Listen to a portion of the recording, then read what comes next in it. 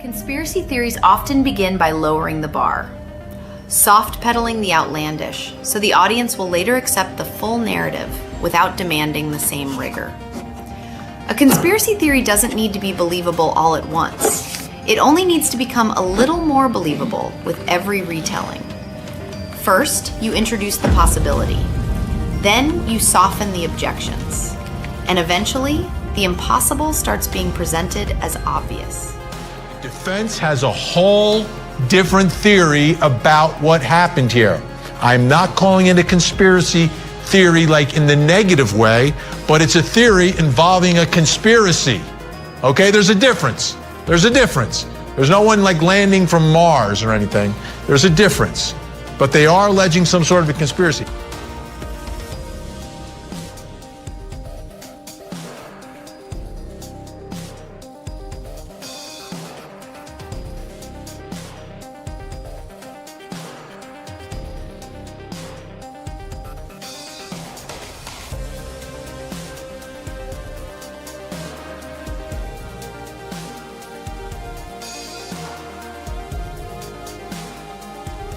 In the end, a conspiracy theory doesn't have to convince everyone.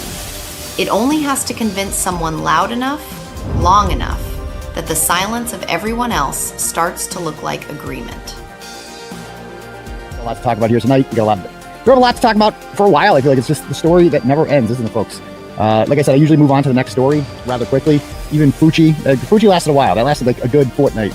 Like almost went on 3 weeks there, and even that got a little bit old towards the end. But this one, man, it just never gets old. Like every day I wake up and, I get other stories pitched to me, and I feel bad that I can't get to them all because I'm just so busy with this one, because this one's just too good. I can't stop, and I know this is what the people want, so we got to keep giving the people what they want. It's also a really important story, not only for us, not only for Karen Reed and for me, but for everyone, because as a commenter pointed out, and I completely agree with the sentiment, if this is allowed to happen to Karen Reed, then we are truly living in a banana republic, folks. Like, truly. Karen Reed is a symbol of what our country is supposed to be. And she's supposed to have inalienable rights. And if they can be taken away from her, and her freedom can be taken away from her, and if you literally have to be able to afford someone like Alan Jackson in order to get that freedom, are you really free? Like, what kind of country is this? That we allow this kangaroo court system of justice to take place, that we all plainly see in front of us what is happening here. And that's what I got into tonight. Or today rather, with the top 50 things. And I thought it was important to write that blog, and we are going to go over that tonight. But before we get into that, let me just talk about the blog that I just did. If you haven't seen it yet, it's getting a lot of traffic. Holy shit. Holy shit.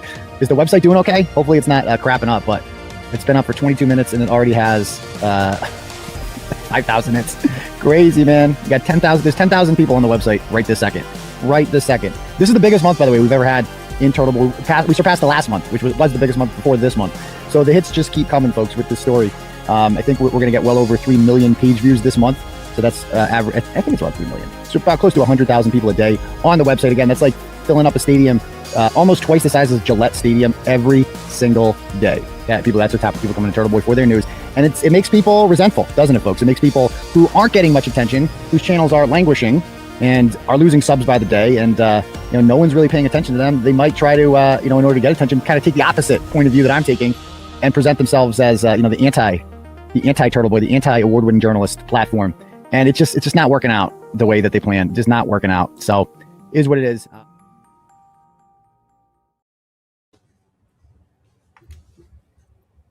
Wow.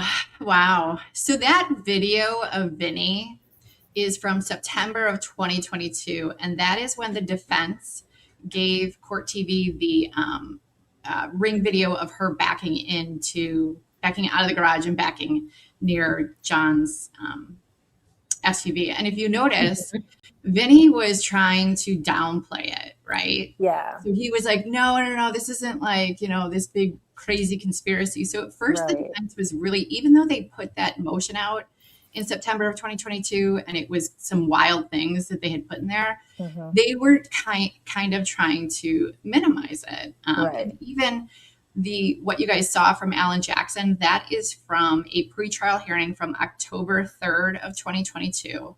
And Adam Lally, he's responding to Adam Lally's comments, and Adam was like, this is ridiculous. Like, I mean, this is fantastical. Like, to believe this you would have to believe all these people were in on it. And then Alan Jackson gets up and he also tries to downplay it, right? And so, they weren't selling this wild conspiracy media until Aidan got involved.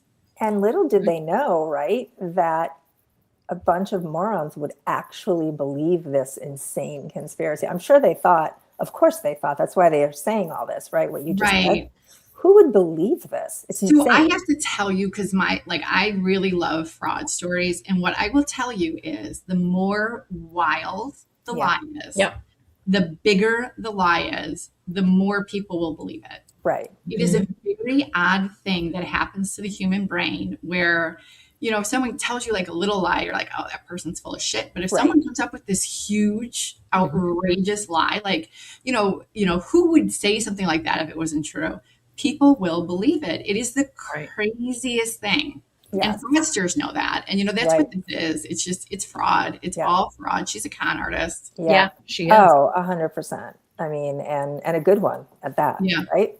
I mean, look at today. All her people are back. Defending another murderer. They can say all they want that it's not the Free Karen Read people. We saw them. We saw them. We know them. We know who it is, and it's all of them. And they all, they, as Kate said in one of her posts, they dusted off their pink shirts. No one had to buy any. They all had them, and went on down to another courthouse to turn another trial into an absolute circus. And, the theme there is the same as what Aidan said. And that's how these people get hooked in. Well, it could be you. Yeah. It could be you. And that's how, you know what? Every time I hear them say that, it reminds me of you could be Karen Read. Yeah. No, I wouldn't be either one of them. So stop it. No. And that show that he did was May 30th. So that's what, a month and a half from his first blog. Yeah. And he's talking about millions hits on that website. Yeah. Millions. So, I mean, it's just wild. It's just absolutely wild. Hi, Jenny. What is wrong with this world? Where did you go? She has a storm again. I have another storm. It's Thursday. But now you look great. Your Wi-Fi was a little dark earlier, but now it looks perfect.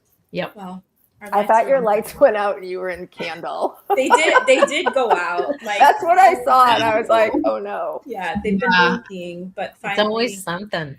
It's every Thursday. I don't understand it. It really is every Thursday. The weather has not been our friend. No. No. Very frustrating.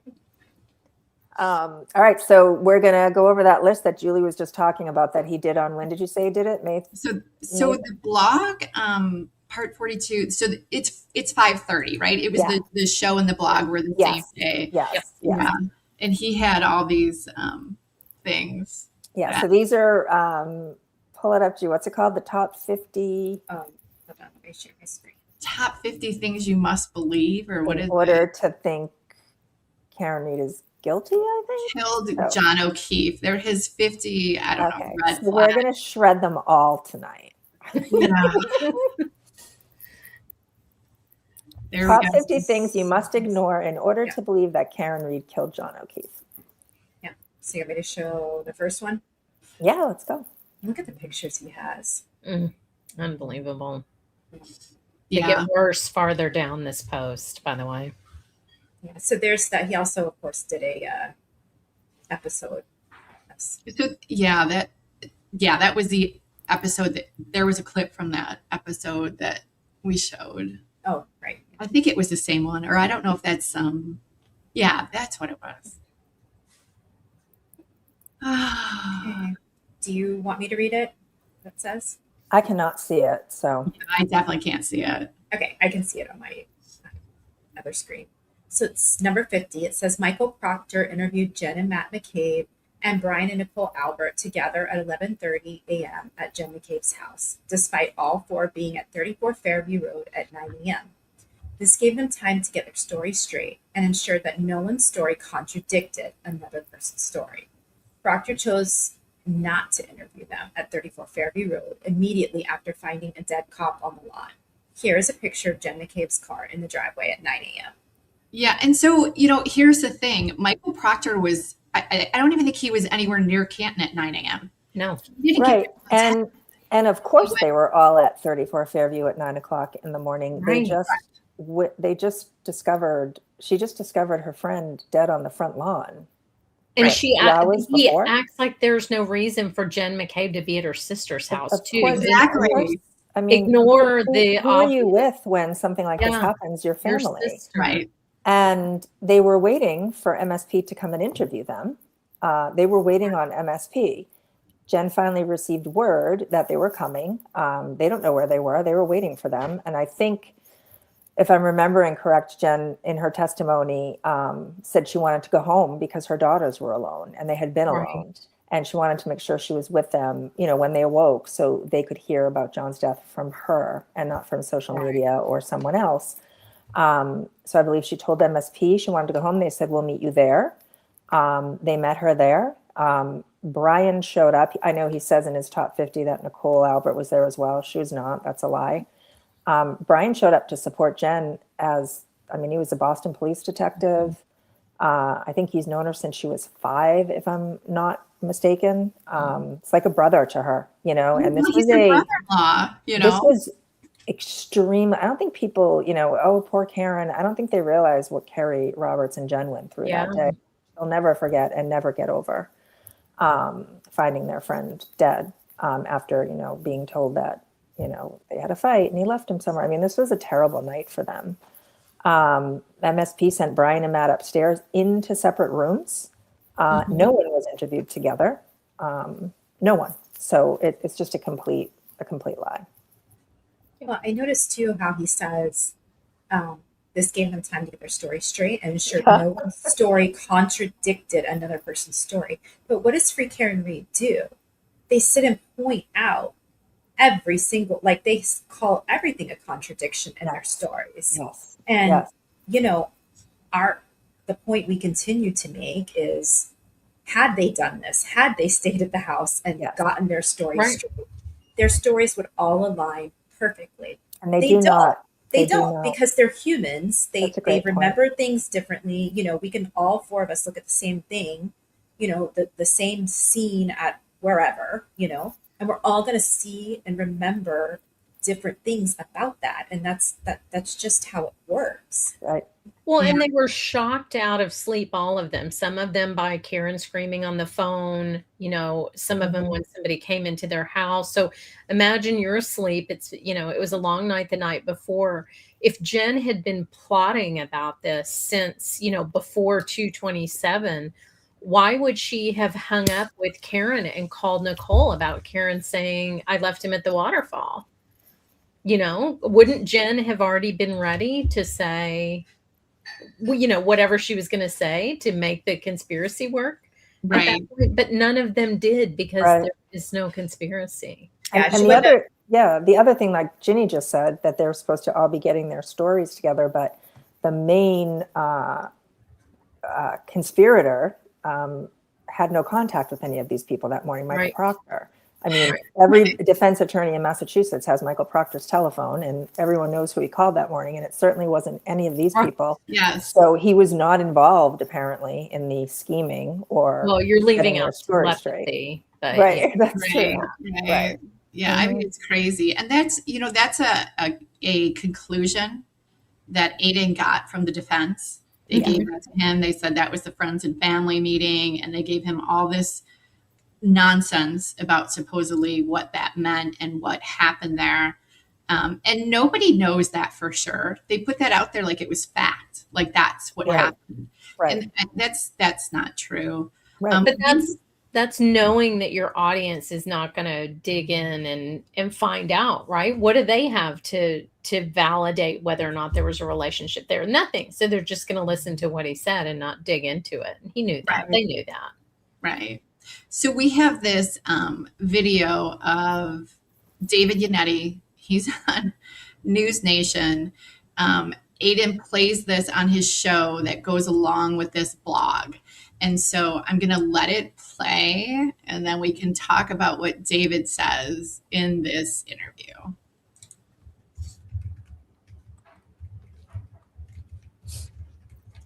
hold on, just I like the frozen shot. Your vet of the Boston police force had been raising his young niece and nephew when he died.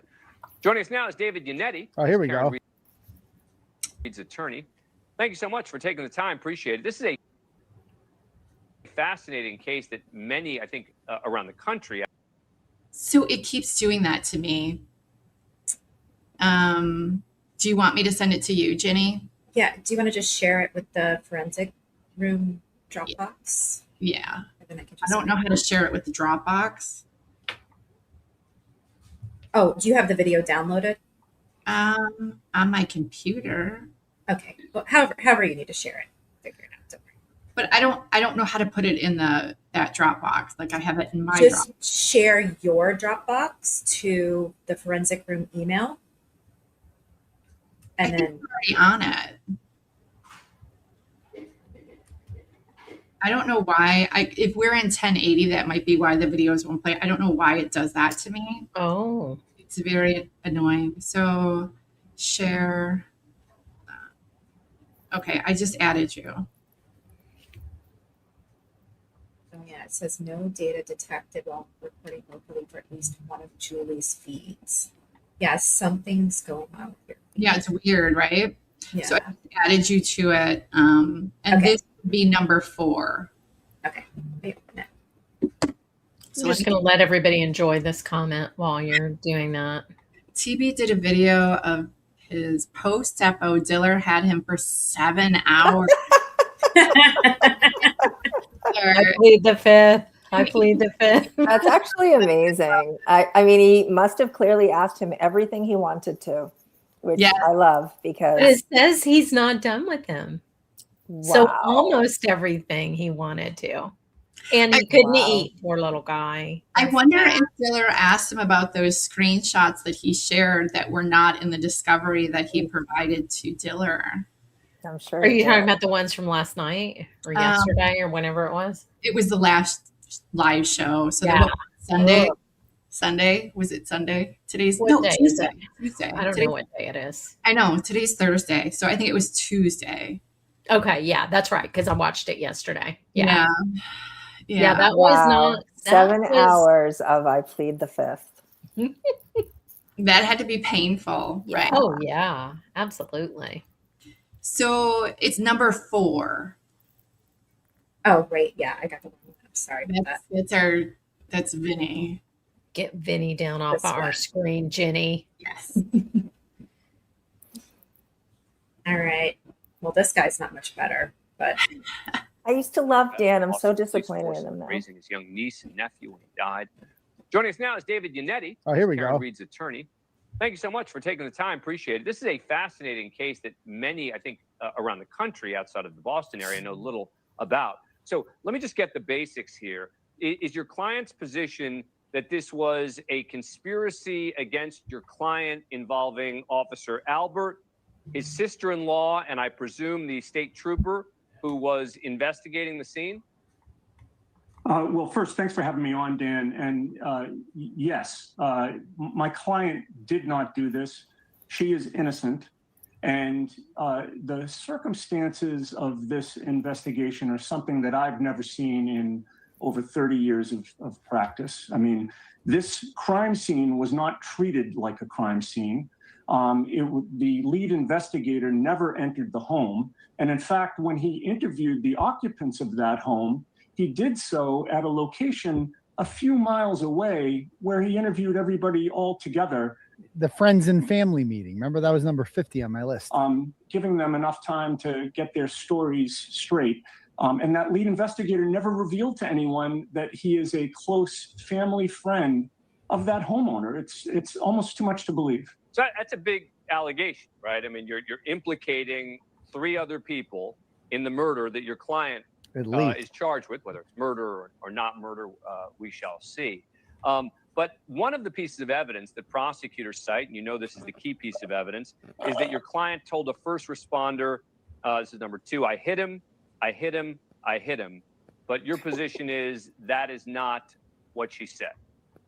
Correct. So, and in fact, the Commonwealth's lead witness, who was the sister-in-law of the homeowner, whom we have alleged in court is part of this conspiracy, is the one who said that she never said that. In fact, she said that my client was hysterical, trying to give him mouth-to-mouth resuscitation, trying to keep him warm. His blood was all over her as she was desperately trying to save him. And in her hysterical state, she said, "Did I hit him? Did I hit him?" She couldn't figure out what could possibly have happened to this man. And it was a firefighter who overheard that conversation as, "I hit him, I hit him, I hit him." But that's not what she said to the person to whom she was actually speaking. And again, that's literally all that they have. So that's pretty cool, man.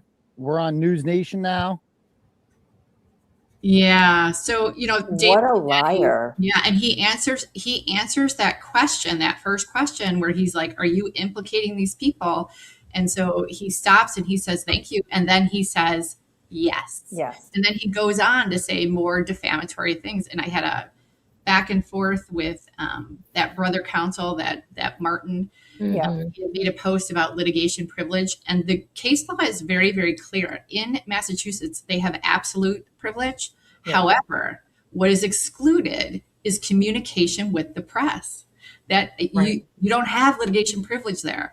And there is David Yannetti on News Nation making these allegations. And he is, saying these things, right? So that's where Aidan got the friends and family thing from. It was from Karen and her lawyers. Mm-hmm. Mm-hmm. Everything is a gimmick. Everything. Yeah. Everything. Friends and family meeting. Their friend was just found dead. What are you talking about? They were all at the house. They are family. So what are they supposed to all quarantine themselves? Because I don't understand. It doesn't make any sense. No, none.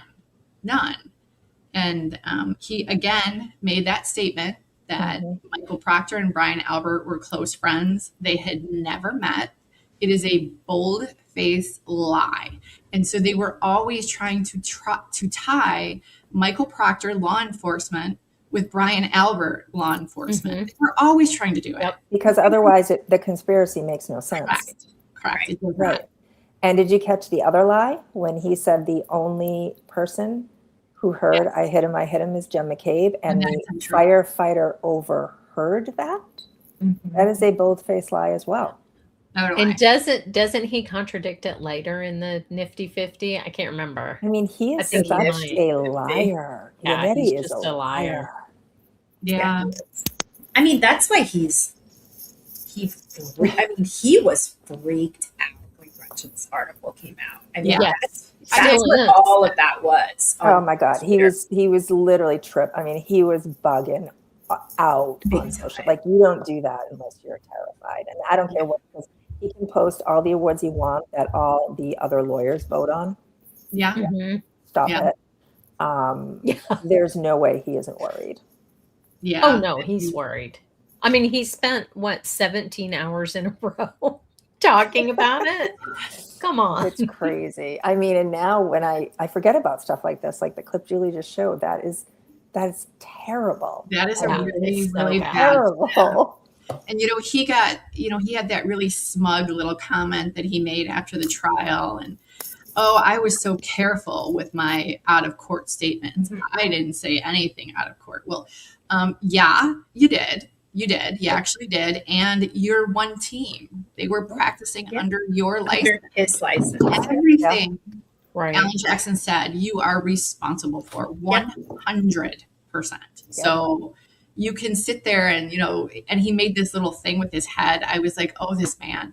And, with David Yannetti, the reason why he had his backup was because he was mad from the very beginning that they had the nerve to arrest her.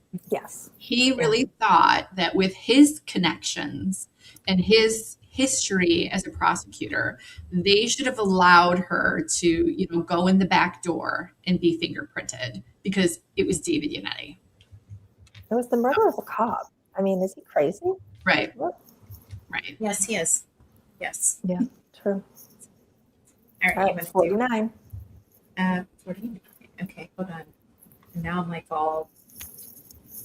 Okay, got it. Yeah. Do you want to give money? No. Don't you love You how guys want to 50, donate? 50, Yeah. 50 is the default. Yeah. Oh, he's going to need a lot I don't of know. these. Yeah, I don't know if he can do that, but that's so funny. So 49. No interviews conducted by Michael Proctor or other members of the state police were recorded or done at the police station as protocol requires. There is no protocol that says that. There absolutely there is none. No. And these were not suspects or Correct. persons of interest.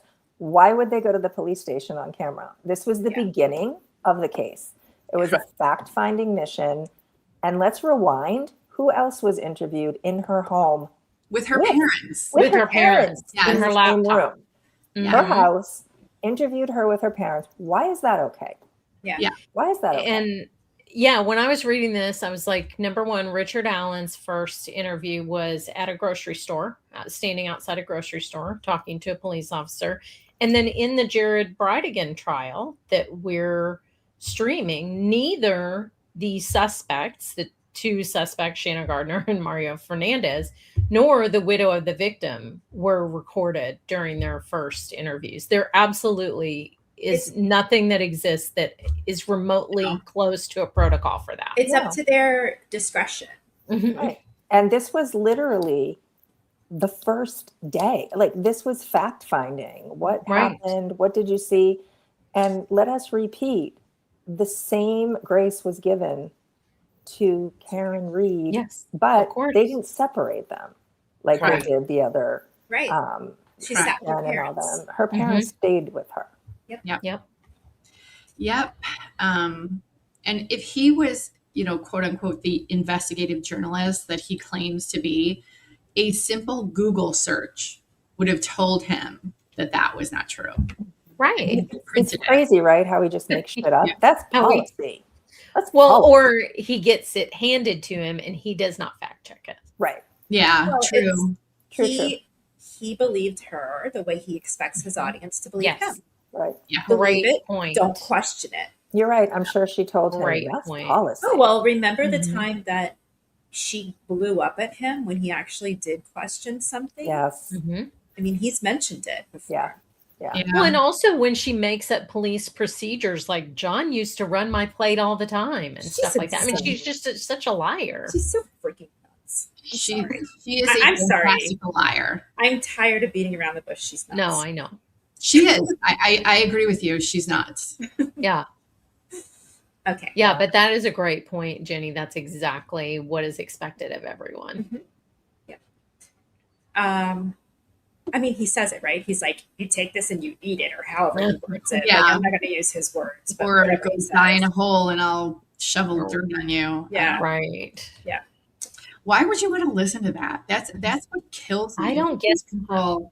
They must just all be in abusive relationships where that's what the dopamine hit is getting abused. I guess. I mean, sad. That's the case. I mean, and we've said it a million times. I mean, 99% of them are women. Yeah. Yes. Literally 99%. I mean, he's still posting at this moment about how embarrassing what they did for Lindsay Clancy was today. Yes. Sir. Those are your people. Those are your people. Literally. And that's what you guys did. You did worse. You were dancing and singing and These people are literally on the news. On the news. And these people were at least quiet. You guys had parties, singing, dancing, waving. But they do now. They have a little hand signal like they did with Karen Reed. So there's a playbook. Yeah. Oh my God. Yeah, they're your people, sir. So yes, showing him her tattoos. Come get your little sheep. Oh my God, I saw her on Billy Bush, Jenny. With the tattoos. I only saw the screenshots. I'm kind of afraid to go watch the video for what I saw. Don't watch it. You don't want to see it. No, I don't. No. Oh boy. Okay. 48, because we will go. Yeah, all right. Let's move along. Let's go. No one besides Karen Reed was ever considered or treated as a suspect, despite the fact that she had no criminal record, no history of violence, and is a well-respected member of the community. Also true of Richard Allen. Right. That is something that would be put into a sentencing sentencing report, and Yeah. not into deciding whether or not somebody was capable of committing a crime. Like that is like, how do you even put that as a number? I Like, don't know. Are people that dumb? Are you that dumb? Stop. But also it's like such a weird false equivalence that he's making, because the big part that he's leaving out is she told multiple people she hit him. Her taillight is embedded in the victim's clothing, and there are pieces of her taillight seen. Like, let's not talk about that. Let's talk about how cool she was in the community and how this was her first murder. Yeah, right. O.J. Simpson, I don't know that he ever had a right. We don't know, but he was a respected member of his community. He sure was. You know what? Revered even by the American public. Yeah. I mean, does he understand how many? So was Ted Bundy. So many people that have committed one mean, crime are sitting in prison. I mean, yes. Charles Manson. Wasn't he like the church guy? Ted Bundy was like a lawyer and had a girlfriend. BTK. I mean, what is he talking about? He was like with the church. BTK was, yeah. That's what I was. Yeah, that's what. Oh, I thought you were questioning why I said it. Sorry. Oh no! Did we say we must have said it at the same time? Yeah. Yeah. BTK is the most perfect example. Yeah. 100%. Okay. 47. The Commonwealth story is that a vehicle going 5 miles an hour in reverse. Is that what she told him at first? It must have been. She must have slow rolled it into his brain. Whoops. 5 miles in reverse killed a 6'2", 217-pound man, causing multiple skull fractures and lacerations to his arm, despite the fact that he landed on grass and snow. Yeah, he landed on a pillow. I mean, it's amazing how all this stuff changes. And no one ever questions him on, wait, I thought you said the car was going 5 miles per hour. They were all just happy. People, why aren't you questioning him? Look at that sentence. 5 miles per hour. It was 24 miles per hour, 75% throttle for up to 82 feet. Yeah. And this is still up. He could change this. He could fix that. Yeah, he absolutely could. He never did. He could take it down. Yeah. And I like how he's got his height and weight in there, which is something it seems like Karen was obsessed with. But her vehicle was 6,000 pounds and was taller than John. So even at 5 miles per hour, it's going to be a problem. That mismatch. Mm-hmm. I mean, he was scared of a bird, for God's sake. What are we doing? Oh my God. Yeah, I mean, that's true. And flies, birds, flies, anything with wings. We're just. Everyone was shredding this. We're only on number 47. I know. I still laugh at Nancy Drew's profile on Twitter. I know. If you guys haven't seen it, you have to go look. It's hilarious. She's such a great account. I just love her. Yeah, me too. What the profile picture? No, what she says in her description on Twitter is okay. I got hilarious. Yeah. I won't give it away. I'll make you guys go look and follow her. That's a great account. Yeah, it is. Okay, so 46. There was no accident reconstruction report. There was no accident reconstruction report ever took place. Ever took. Yeah. It was never took. Fairview Road. If you guys remember, they did not get the text stream. I mean, they did do tests, and there were things that were turned over to them in discovery, but they did not get the text stream until I believe it was February of 2023. And so you're going to see fairly quickly in this case, because you see it with the SJC filing, they did have how fast the car was going from the text stream, and they had the what would you call those? Events, or what did they call triggers? The key cycles. Yeah, the triggers and the key cycles. So, part of that was because they were waiting for that text stream. And the reason why they didn't have it is there wasn't a way to download it yet. Right. And you remember Garino's testimony that he was constantly asking about it. So it's not big. Yeah. So that would be another thing, like Jenny said, you would, as a journalist, remove that because now, as everybody knows, we do have all of the reconstruction. Yeah. When is Yannetti going to have a spit on Twitter about this? about Well, this article. Right. This is the ethical reporting. Great point. Oh my God, we should demand that he retract. Correction. Yeah, I love it. Okay.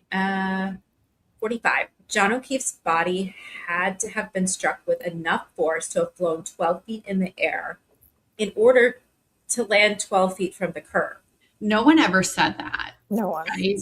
So, well, but I did want to read something about this because this is like a common talking point for all of them. And there's something called throw distance when you have an auto pedestrian accident that is like, there's a science to it. And there are so many variables in a pedestrian accident, but I did want to read this one thing.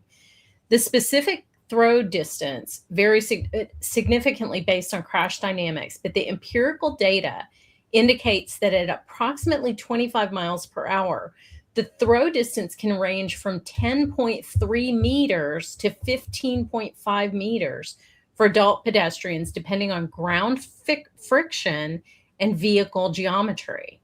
And how many feet are in a meter? Is it 3 feet in a meter? Yeah. Yes. So at 25 miles an hour, 30 feet to 45 feet. So let's just take this one down. I demand a retraction. Yeah. We need to send Yannetti the whole article and tell us. Yes. We need a mass retraction. Yeah. Maybe and then we'll talk. talk about Maybe he can help us get the retraction. He's really good at it. Yeah. Since he has a relationship. You're right. We should do it in a nice way, like approach him in a correct way. Let's ask him. So, Julie, you can't do it. We'll do it. Oh, shoot. Darn it. I know you won't be able to control yourself. No. My disdain for that man is very evident to everyone. 44. The Commonwealth has not attempted to come up with a theory for how John died or how he got lacerations on his arm. They simply blamed it on blunt force trauma from being read-ended. Well, that's kind of a I don't know. Like I already know. Like, what does that mean? Read-ended. What does that mean? Read-ended.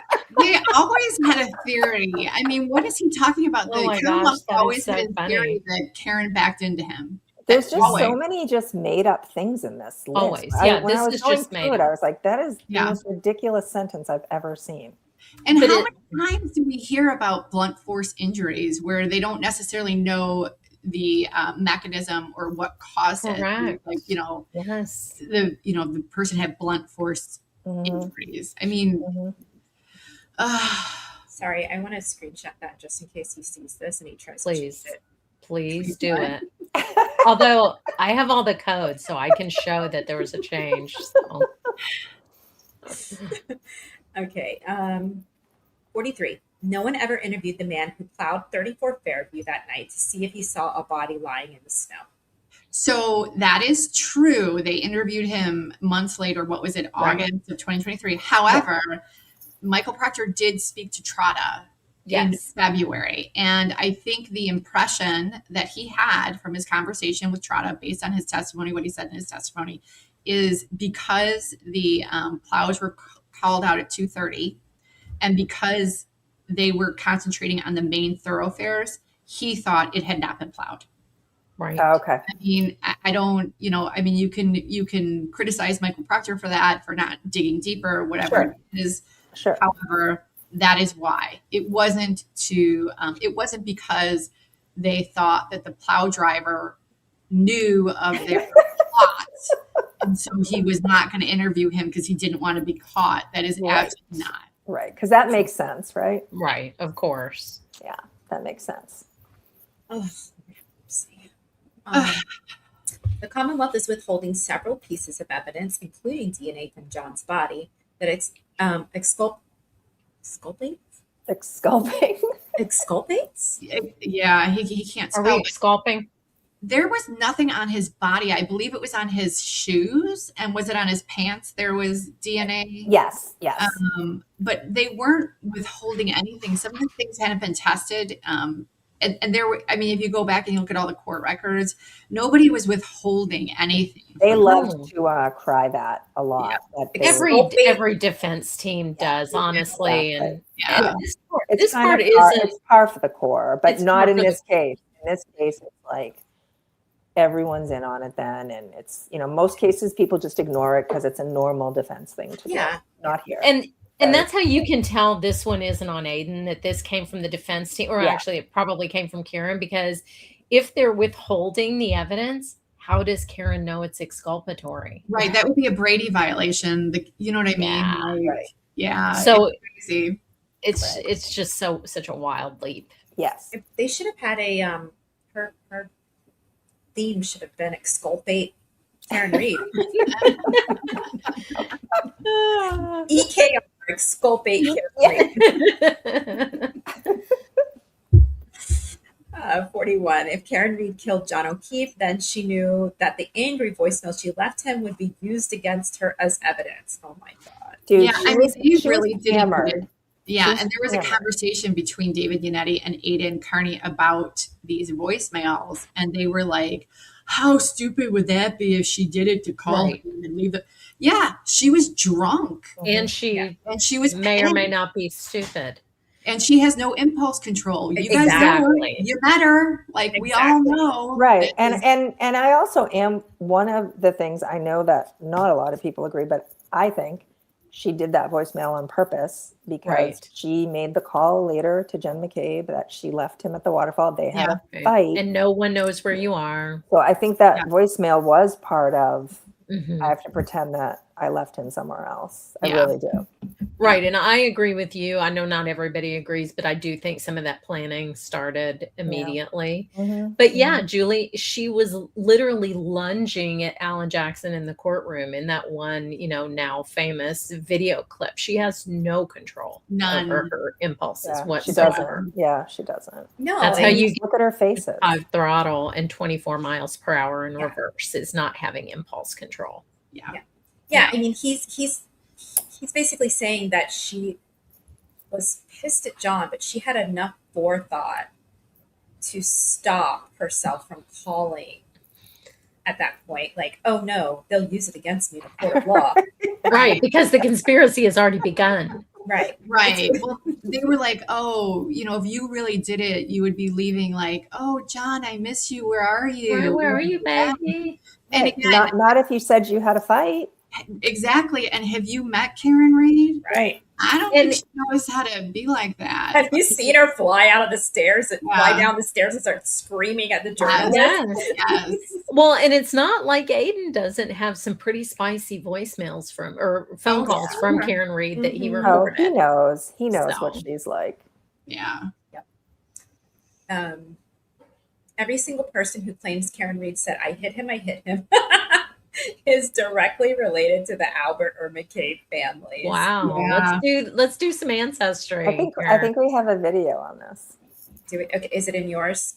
Yeah. Carrie, the one you sent me. Okay. This is which number? This is 40. So Aidan is saying that every single person that reported Karen Reed saying I hit him is related to Jen McCabe. Okay. All right. So let me open it. Ancestry.com. Our sponsor.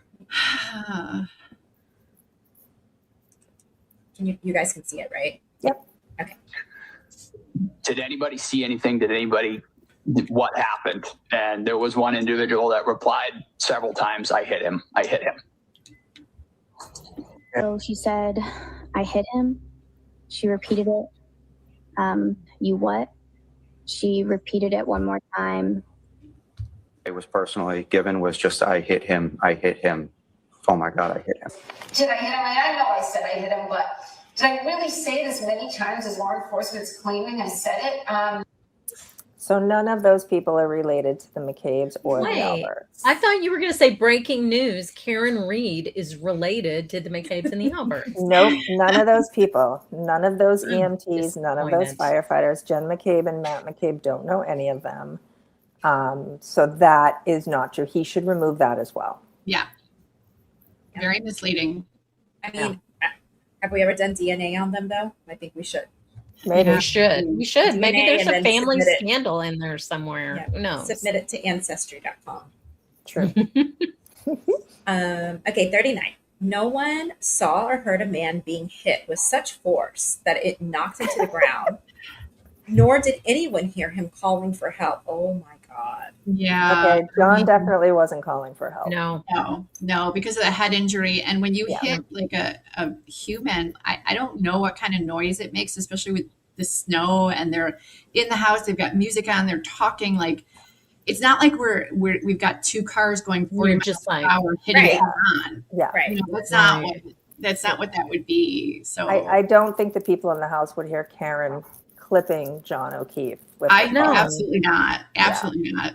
And So what's that's really absurd. sad is his Apple Health data tells you he was unconscious nearly immediately. His phone never moved. Yes. Yep. John 38. John O'Keefe's body had no bruising, cuts, or broken bones on his abdomen, legs, midsection, or left arm. Injuries are exclusive to his head and right arm.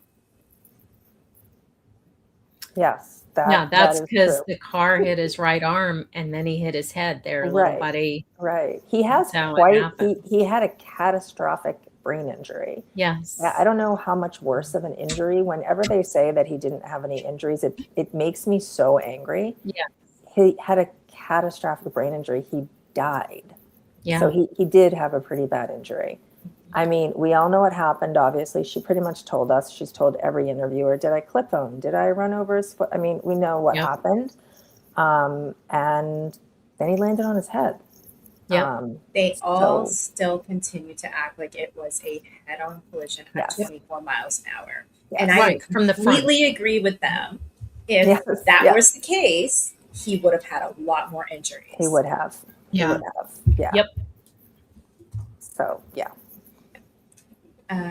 So 37, Jen McCabe claims not to have seen a 217, there's the weight again, pound body laying in plain view, illuminated by snow and obstructed by nothing at 6:03 a.m.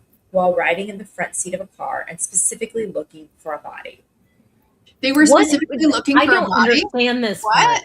Jen was specifically looking for a body when she left 34 Fairview. I can't believe she wrote that. You know what's funny about that is he right there is basically saying, like, I mean, that's what Karen was looking for, right? Yes. Right. And she did see it. She was looking for a body and she did see it. So wait, is that number saying that they didn't see him when they left Fairview Yes, the night that's before? how I read but then it. Where's the 6 a.m. coming in?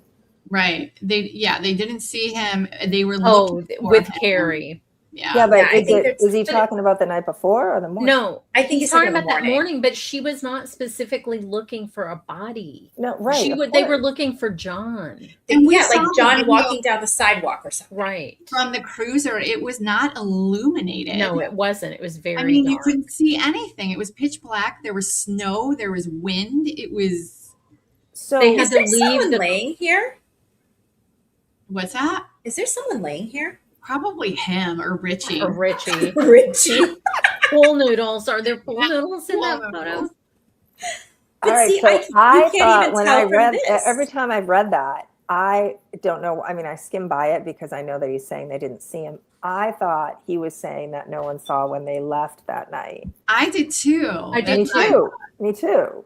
I He's had a whole talking answer about- ready, and he is honestly talking about Carrie and Jen not seeing his body Yeah. in the snow, in the pitch black. In the pitch black. I mean, that should actually be one of the reasons she is guilty, that she saw his body and knew immediately where he was. Yeah. But also just his implication that they'd be specifically looking for a body. Is that because that's wild. Karen said I hit him? So she Or- must have specifically been looking for his body on the Right. Albert's lawn, which is Sure. very Because- strange. Jen and Carrie were not specifically looking for a body. They weren't. They did not think John was dead. No. They thought she was insane. Yes. Yes. Yep.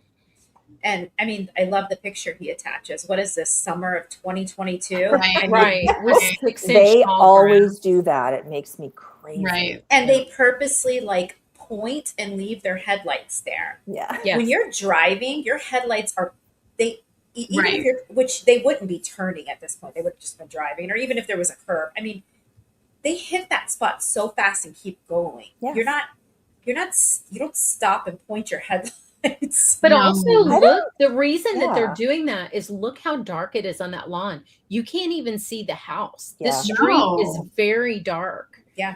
You're And so right. they're It having actually, to you're light right. it up. That's You can't pitch see the black. house. Yeah, you're No. right. Yeah. Yeah. Yep. You Yeah, can't I wouldn't know you there can't were see Richie. trees. I wouldn't know there were trees. No. Absolutely. No. Hmm. That's a No, great point. It's pitch Yeah, black. it's a great point. Can't see Richie laying here. I mean, other than a little bump. Oh, goodness gracious.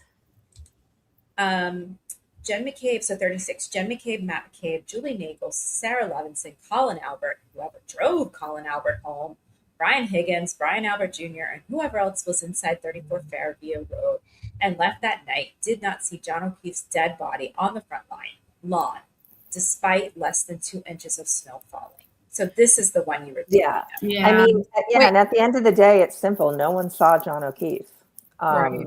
Matt Right. McCabe, Brian Higgins, Lucky Loughran, he didn't see him either. Sarah Levinson, Julie Nagel, Caitlin Albert, and Tristan, Morris, those are the only people who left the house that night. No one saw John, but he was there, and Right. it was proven by the data. But yeah, no one saw him. Except Karen. Except Karen. Except Karen. I mean, you don't see what you're not looking for. No. Of course just not. You're don't. leaving a party. But the other thing that he does here is he locks John's time of death into before or around 1:45, right? Because Yeah. that's when Jen left. Yeah, which is crazy. So he's moving the ball here with the timeline as well. Right. He sure is. Whenever it fits, he just changes the story.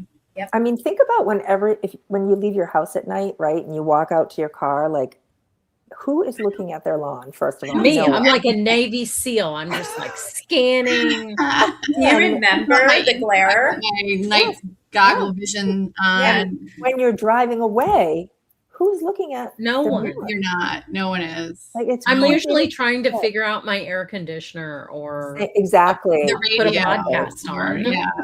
Yep. Do you remember the glare talking about walking out of, like, he actually did that. Like, he's Yeah. like, when you walk out of a house, you're scanning and scanning and Yeah. scanning. You're like, we looking live this in, way, that way, Yeah. this way. like we live in Fallujah. I Yeah. mean, it's Right. Yep. But also, especially that. these people. and he's I mean, Julie and I know because we live in. I live here, but Julie knows too because she lives in snowy weather. When you're leaving somewhere and it's snowing and it's icy and Yes. whatever, you're Covering your literally head. you're You're just looking at your hunkered feet and down. you're looking at your feet to make Mhm. sure you don't fall. You've got your head down. I Yep. mean, Yeah. I know exactly how they cold. left, and so does Julie. Yeah. Well, it's the same with the rain here. I mean, Yeah. if I Yes. leave, my house and it's raining or whatever, and I'm walking to my car, my head is down. I'm Yes. looking at where I'm walking. Yeah. Like, well, you're obviously a murderer. I mean, I Yeah, don't know what else to say. And Yeah. like, I feel insane that we're even arguing about this, I and that know. people actually make this a reason, I know. right? That this is a reason that they killed. Like, it's so crazy. I think they're Crazy. all just insane. I did And- too. And I just wonder about the critical thinking, because to believe this stuff, like, it's scary that Yeah. people believe this nonsense. We're still waiting for the carpet too, Bart. I'm sick of Yeah. telling people bullying it. Well, yeah. If Maybe- Diller doesn't bring up the carpet, or if Maddie doesn't bring up the carpet, I'm gonna be big sad. Oh, they have got to, right? Where is that carpet? So sad. Yeah. Where is that carpet? I We want to see need to it. know. It's exculpatory or exculpatant or whatever. Yeah. what was the word? It was I don't know. Exculpate. Exculpator. Unbelievable. Okay, 35. Oh, God. God. A pool owned by Ugh, Tim no. Alberts at the home where the Alberts all gather was Oh. filled in for no apparent reason 1 week after the Alberts were named in court for the first time as potential suspects by Karen Reed's defense attorneys. Stop.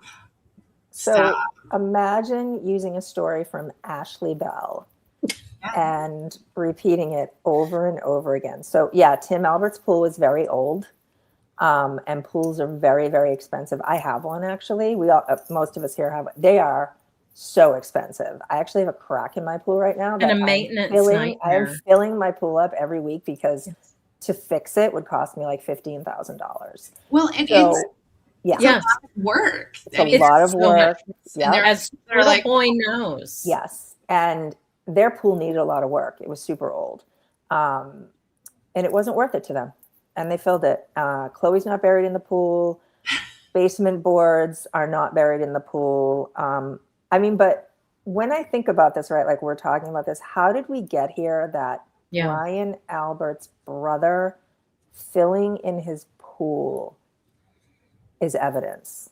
It has anything to do with Karen Read. Like, this is insane. The more when they actually knew already, probably at this point, who Chloe was and where she was and that she was alive and all of these things that we now know the defense team knew. But I even mean, imagine the lunacy of of her sending this to him and saying Brian Albert's brother filled his pool in, and then they took it all the way to what it became. It's just it's lunacy. It's insane. And I just have to say that David Yannetti was fully involved in this rumor. Yep. I mean, he was right in the mix on this one. There he is. There it is. Mr. Yannetti. Can someone read that? What does that say? Hold on, I'll make it bigger. Okay. And big in it. He should be so embarrassed. I mean, he really should. Can you see that better, you guys? Yeah. Oh my God. Okay. Yep. So he says, and he's texting Aidan.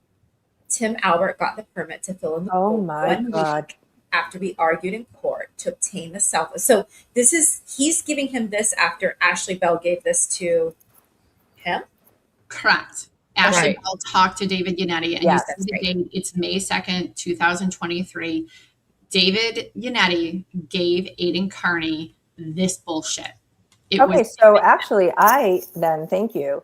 I said, imagine using a story from Ashley Bell. I actually thought. Well, Ashley gave it to David. But I thought she got it. I thought Turtle Boy got it from her. Yeah. And now you are telling me. She spoke to David Yannetti. told David Yannetti is the person who gave it to Turtle Boy. Yeah.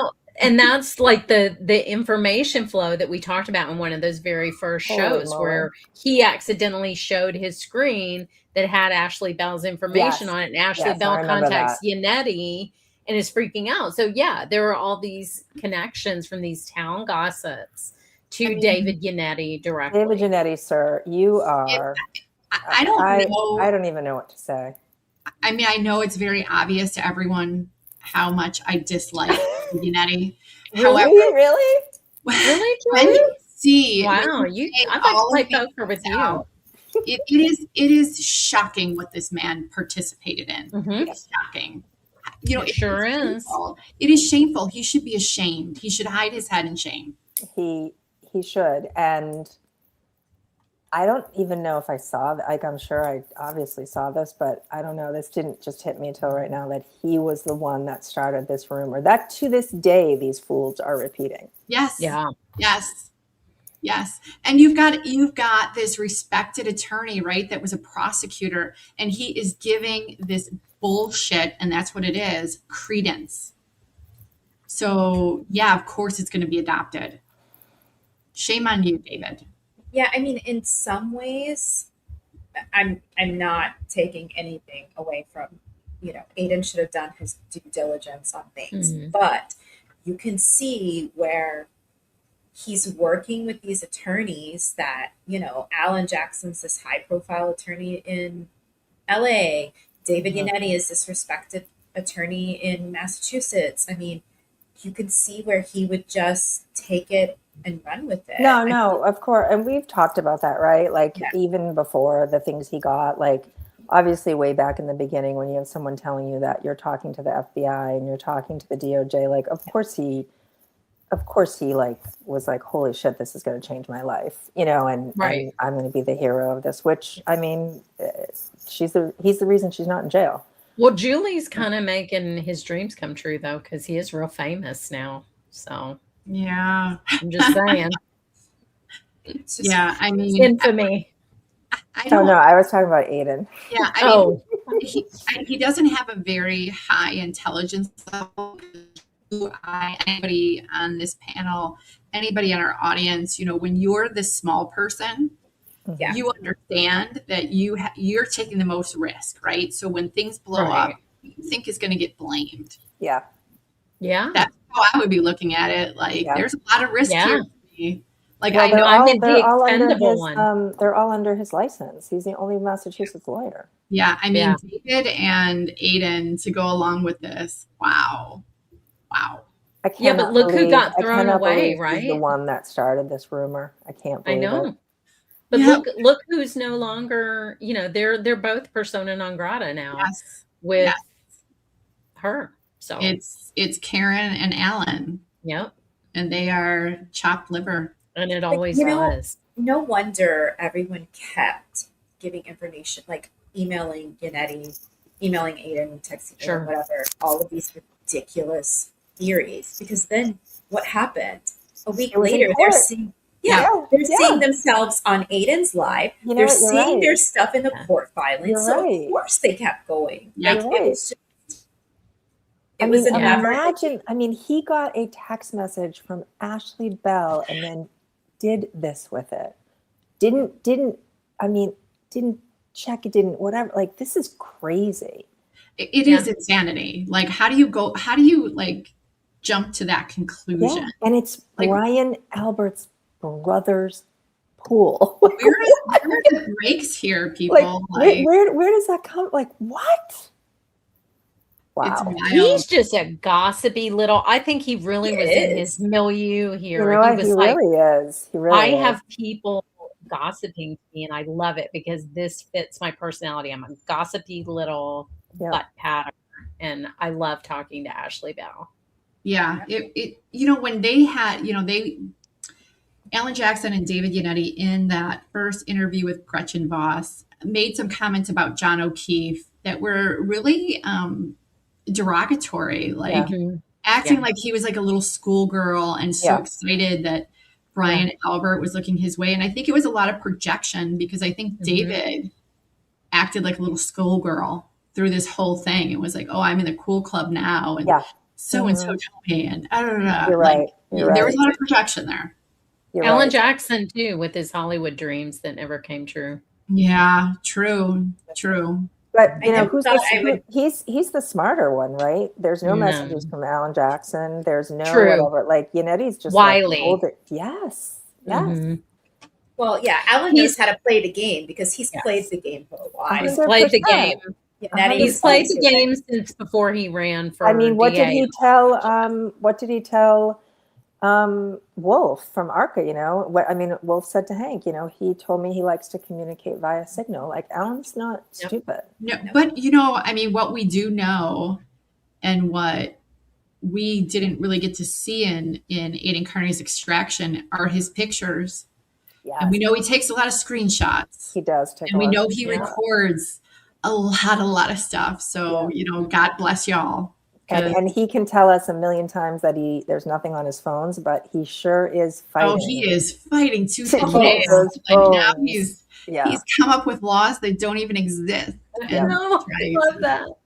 He's like, okay, in the year 2036, there's going to be this law passed that's specifically going to apply to me. So we got to. Look at this comment on the John phone. Cena. Wow. Yeah. I used to be FKR, but y'all, KP and Ken convinced me. I can't believe I ever fell for this stupid shit. Wow. Oh, that's awesome, John.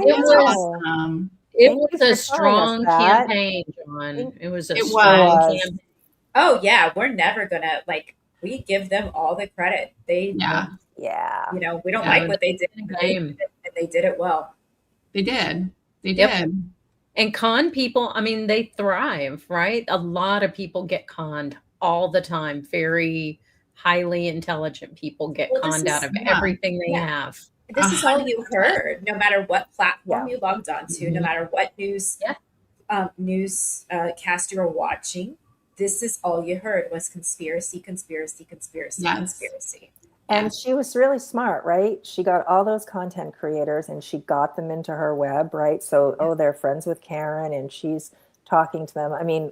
We know that now. We've seen pictures of her with every single content creator. She was out to dinner with LTL, pictures with Aidan, pictures with the Glare, she made these, giving John Camo her bed. Like, she really, brought these people, like these people would tell whatever she wanted. They would get out there for her.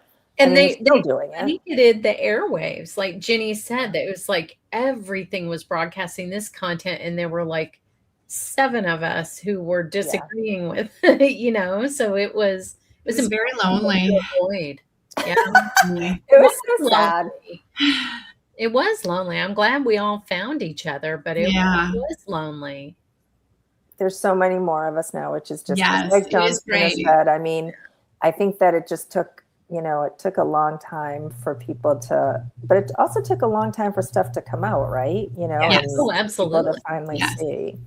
But, here's the thing, and what people should understand about our justice system. You are not going to know things before trial. Right. Aidan said constantly, like, why doesn't the CW just tell us? Like, if they had it, they just tell us. That is not how it works, you guys. You can't do that because everyone's entitled to a fair trial. So if they put everything out there, then you're tainting the jury pool, the government is, and they're not going to get a fair trial. Mm-hmm. So, to use that and manipulate people, it's just in the future. No, reserve your judgment until it's the trial and you get to see everything. Yeah. And then when you reserve your judgment for the trial, please just watch the trial.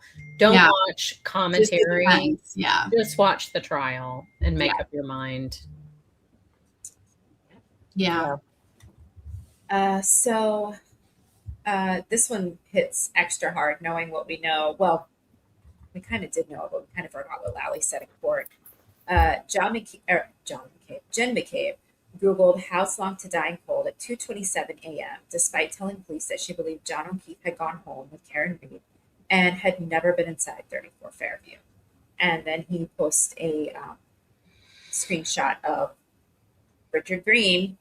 Yeah. And so, this is just wild to me. And I really hope in the civil case and the defamation case, they do a very in-depth deposition with Richard Green, because this only happened because Richard Green did not have any professional integrity. No other forensic examiner would have taken this file and made that kind of assertion that she Googled that. This should have never happened. Never. Right. And it was an error that he made. It was, it was Celebrate that found, obviously it was showing up, but what Richard Green did, or however he pulled it, is the reason that it showed up. Yeah, he didn't know. He knew. He called Celebrite to verify what he was seeing was correct, and then when he realized they didn't want him, I'm assuming this part. I don't know this part, but this is my assumption. Once he realized they did not want him to clarify the information, he just let it be, and he never called them back. He wouldn't take Ian's calls after. Yep, he didn't call them back. And that right there should tell you. Why would you not call Ian back? Why would you not call Celebrate back to verify that what you're looking at is correct? And because I think we might have a video to go with this, Jenny. He called Santos in tech support, Jenny. Oh, I would like to know how much he was paid. Because I would too. Career, no one's going to hire him. He can't. He's done. No, he's done. So how much did they pay him for that? Yeah, it's a great question. I'm sure he'll get asked that in a depo. I'm sure, right? I would think so. I bet you're going to find out there was some desperation in his personal life, and that's just my speculation. I don't know that. I wish.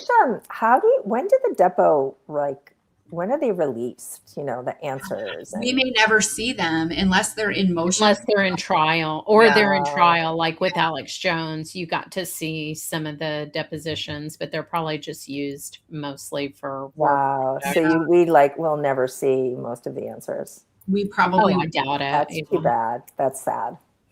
It's Carrie. It's with 30. So this continues for a few points. Yes. And then 30 is the video set. Thank you. Okay, so 33. Jen McCabe Googled "House Long to Die in Cold" at 6:24 a.m. with the exact same spelling mistake she made 4 hours prior Imagine that might tell you something. That might, right? If you thought really hard. That might tell you something. Very diabolical if that was the case. Wow, she is like the evil mastermind. Yeah, that might tell you something. If it's the exact same spelling mistake, the exact same wording. Yeah. Yes. I mean, is she that diabolical that she would exactly replicate her spelling error at a different time of day? Can you imagine the level of thinking that would go into that? Well, she is the sorceress of y'all are search nuts. engines. It's crazy. Oh. I mean, how dare you say that when she's controlling your brain right now? Like, that's right. I forgot. Oh my God. Speaking of that, I just have to interrupt for a minute. There was a post that I can't remember when it was, and I'm not going to be able to remember what it exactly was, but it was something about, it was something we y'all have been streaming. I'm sure you've seen. Jenny's been doing it, and it's been awesome. Jared, I'm going to say his last name wrong. Bradigan trial. And somebody made a post saying and blaming Jen McCabe for streaming the trial and saying how, what was it, Jenny? How? Yeah. It was. Wait, was Jen hacked our channel?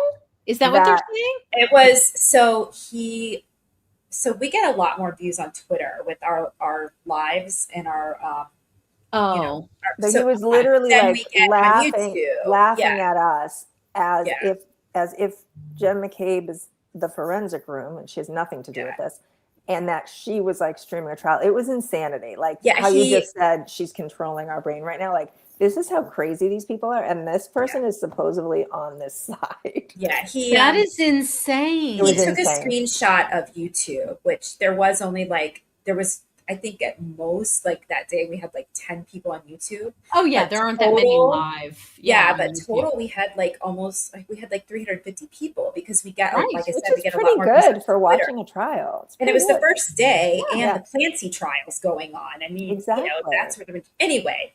But he said he used that screenshot of YouTube to say that it's all because Jen McCabe, like nobody's watching us because Jen McCabe chose the wrong PR group. Like it was insane. It was nuts. And I was like, are you insane? Like this has nothing to do. It's Bride again. It has nothing to do with it. Was one of the most insane posts. This is how obsessed these people are with her. Yeah. But now with these witnesses, it's crazy. I'm really wondering what Jen McCabe's motive is being involved in a murder, hacking our channel for one thing, and then manipulating people with a murder case out of Florida. That is fascinating to me. It is. Well, I mean, people blamed her for stuffing Clancy too. Yes. Yeah. They blamed her for what? In Clancy, I mean, they're saying that Reddington didn't go that hard at Ian in order to protect Jen McCabe. Oh my God. Yeah, they're just because because it totally ruins their whole argument, right? Yeah. So they have to make something up now and say that, he didn't. It's crazy. But they're praising him on every other level. But they have to they just can switch wherever. Like he's amazing, he's a great attorney, but he did this, he's still protecting Jen. Right. There was something else too in one of the first days of the Clancy trial that they blamed. They said she knew one of the doctors. Oh, that's right. Yes, that she knew one of the doctors. That Jen did? Yes. Oh my God. Wow. Kevin Reddington does make me laugh. Like they caught him on an interview going in this morning, and I can see why he is a very successful defense attorney, but it was kind of like, I don't know. You guys have to watch it for yourselves. I was laughing the entire time because he's so funny. He is a good. I told you guys. I don't think excellent. I don't think you guys watched the which you would like, and Lydia, you would really like it. It's a doctor trial. I can't remember his name. It was just on in mass, and he was the defense lawyer. And I mean, this guy basically admitted to killing his wife and putting her body in the lake. And I mean, he was charged with first-degree murder, and Reddington got him manslaughter. Yeah. Oh, I mean, I remember this. Wow. The What guy's did he last name say? started with a T. Yeah. that's Carrie, what was these it that he said hands- that was so these funny? he said these hands have like saved hundreds of lives or something, except once. Or Except something that like one that. time they Just killed that one somebody. time. But I mean, he is I mean- so likable and Yes. you know, that is the whole, like, if you can, you know, if you have that, he has like a really special gift. Yeah, he doesn't. Right. Doing that. He's not as like Alan Jackson just seems so fake. Yes. Reddington seems like the man of the people, Yeah. the guy that could Yes. sit Yeah, in I there agree. beer And with he you. doesn't go It's over a the totally line, different right? vibe. He doesn't drag No. other people in. No, He and Right. doesn't, you know, he just, you know, he is just defending his client, you know, Correct. in And all he of the kind things, of- which is what they're supposed to do. right, he operates at this level where he's very understandable, Yes. but you can tell he's a very brilliant man. Yes. Yeah. But he doesn't have the need to use all these, you know, Yeah. very long words. He doesn't do that. So I can see how a jury would connect with him really quickly. And he also, which I did notice in this case and in the other case, he really does like short examinations of people. He gets what he needs. Yes. Yes. And then he sits down. Like, He's you know, done. Yep. you're I so, I'm appreciate so used, that. you know, think about Alan Jackson. What do you have, Oh, Jen McCabe God. up there for 4 days? Days. Days. Yeah. You know, Reddington just gets what he needs, sits down. It's weird too about Jen that she couldn't mind control Alan Jackson into making that a little bit shorter, given that we true. know she can get back past the 2-factor authentication on our account He and must have some sort of like Yeah. a shield. Yeah. Yeah. It's the All right, 10th sorry, foil. G, go ahead. No, it's the 10th foil. Sorry. Where do we? Oh, 32. I think. Hold on. Let me just check really quickly. No, 30. Okay, 30. Don't let me forget. 30 is the one we have the video. Okay. 32. Jen McCabe deleted all of her calls, texts, and Google searches before and after finding John O'Keefe's body. She also deleted a screenshot of Brian Albert's phone number and a Google search for how long to digest food, which could be used by a pathologist to determine the time of death. What? What? That was this We is what lost Julie. this is what Green apologized for. Yes. Right? Because that was just an automatic search. This is why Richard Green is like, and if it caused you any problems, and I Adam, apologize. it caused me any problems. Yeah. Like, it didn't cause me any problem. Yeah, because it auto-populated. Yeah. And they said she was Googling that because she was very concerned with how long it would take John O'Keefe's food to digest. Yeah. I don't. Okay, hold on. Okay, never mind. I'm sorry. I see what he's saying here. A Google search for how long to digest food.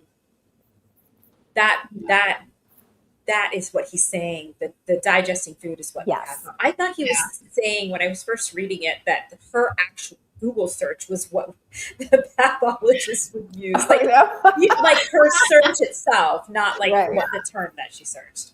And I was we very know, confused. yeah, she did not delete any calls. That call log inside the phone only holds so many calls. And just imagine, you guys, you know, John died. Imagine how many people were calling her. Oh, Hundreds. yeah. Of course, that log was filled. Like, And Ian explained all that they auto delete. The phone does that. it's not a user thing. She has no access to those files. No, Right. you Of can't course do not. that yourself. You cannot do that yourself. And now he's backing up the time of death. I just want to keep track on his 50 points because he keeps changing them. So he's backing the time of death from 1:45 to 1:30. But then her doing this Google search, you're not digesting your food after you're dead. I don't know if most people are aware of that. That's not happening. So his internal timeline here is not working. No. It's a great point. That's a great point. It is a great point. Okay, 31. McCabe called John O'Keefe 6 times in a panic. Oh, no, I'm sorry. Can I go back to this 1 second? That's what I was going to say. I forgot what I was going to say. So, yeah, they all go off on the text or all the calls and everything. But imagine if no one was calling her. What would they be saying? Oh, yeah, no one called because they already had their story straight. Right. They Why would you had call one. him? Yeah. You knew I mean, where he was.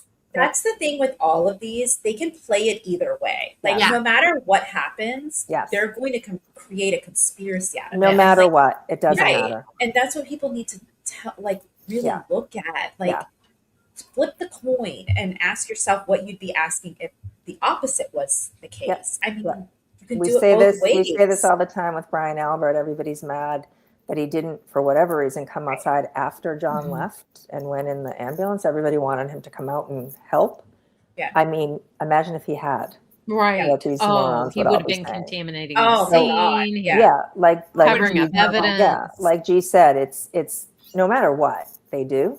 No, it's a lose-lose. It's wrong. Yeah, you're damned if you do, damned if you don't with them. Like and I mean, that right there should have them opening their eyes. Like, but of course it's not going to. So I'm on 31, right? Yeah. Okay. McCabe called John O'Keefe 6 times in a panic between 12:40 a.m. and 12:50 a.m., despite having no reason to believe anything bad happened to him, and despite claiming. But she killed him, so right in his mind. Well, they made up a story to go along with this, that the reason why she was doing that is they were looking for his phone so they could throw it in the yard. I remember that. Yeah. And despite claiming that she saw Karen Reed drive away at 12:45 a.m. Yeah. Well, I mean, they were supposed to come in. Of course, correct. Like to see what was going on. I mean, if it was one of you guys and I was in a house and I saw the car out there and you guys didn't come in, I would call you. Absolutely. Of course. So I would be like, yep, I'm calling. Like, where'd you go? Where'd you go? You know what I mean?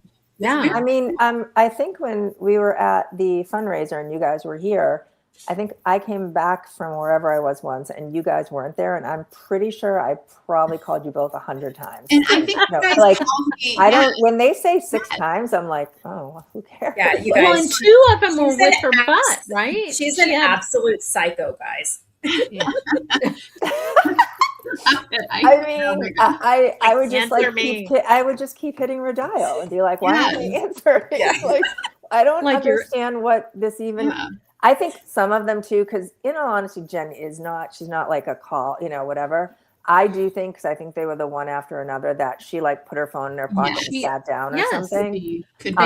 Which also happens to me all the time, and everyone on this panel can say that is true.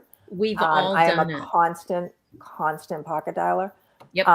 So that's what I think personally. But it also could have simply been, she could have been calling to be like, where are you? I mean, what's taking so long? Yeah. And again, this is look at the other side of the coin. What if she hadn't called? What would you be saying? Right. Oh, she didn't call because she knew. She didn't call anyone. We really should do a show on that. Like each of these points and just do the opposite side of the coin. Yes. Yeah. 30. The Commonwealth claims that Jen McCabe never Googled House Long to Die in the Cold at 2:27 a.m., but then filed a motion to cancel an evidentiary hearing where ADA Adam Lally could have cross-examined the forensic expert, Richard Green, who claims that she deleted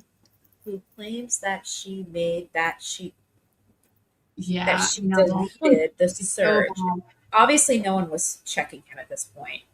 There was no basis in law for that hearing. They were so mad about it because they did the same thing with Kevin Spacey, right? They had that evidentiary hearing, and that's how they got the case dropped. And they were so mad that they were not able to do that here. But there was no basis in law for that to happen. So, I don't know what to tell you, girl. You guys want to watch the video? Sure.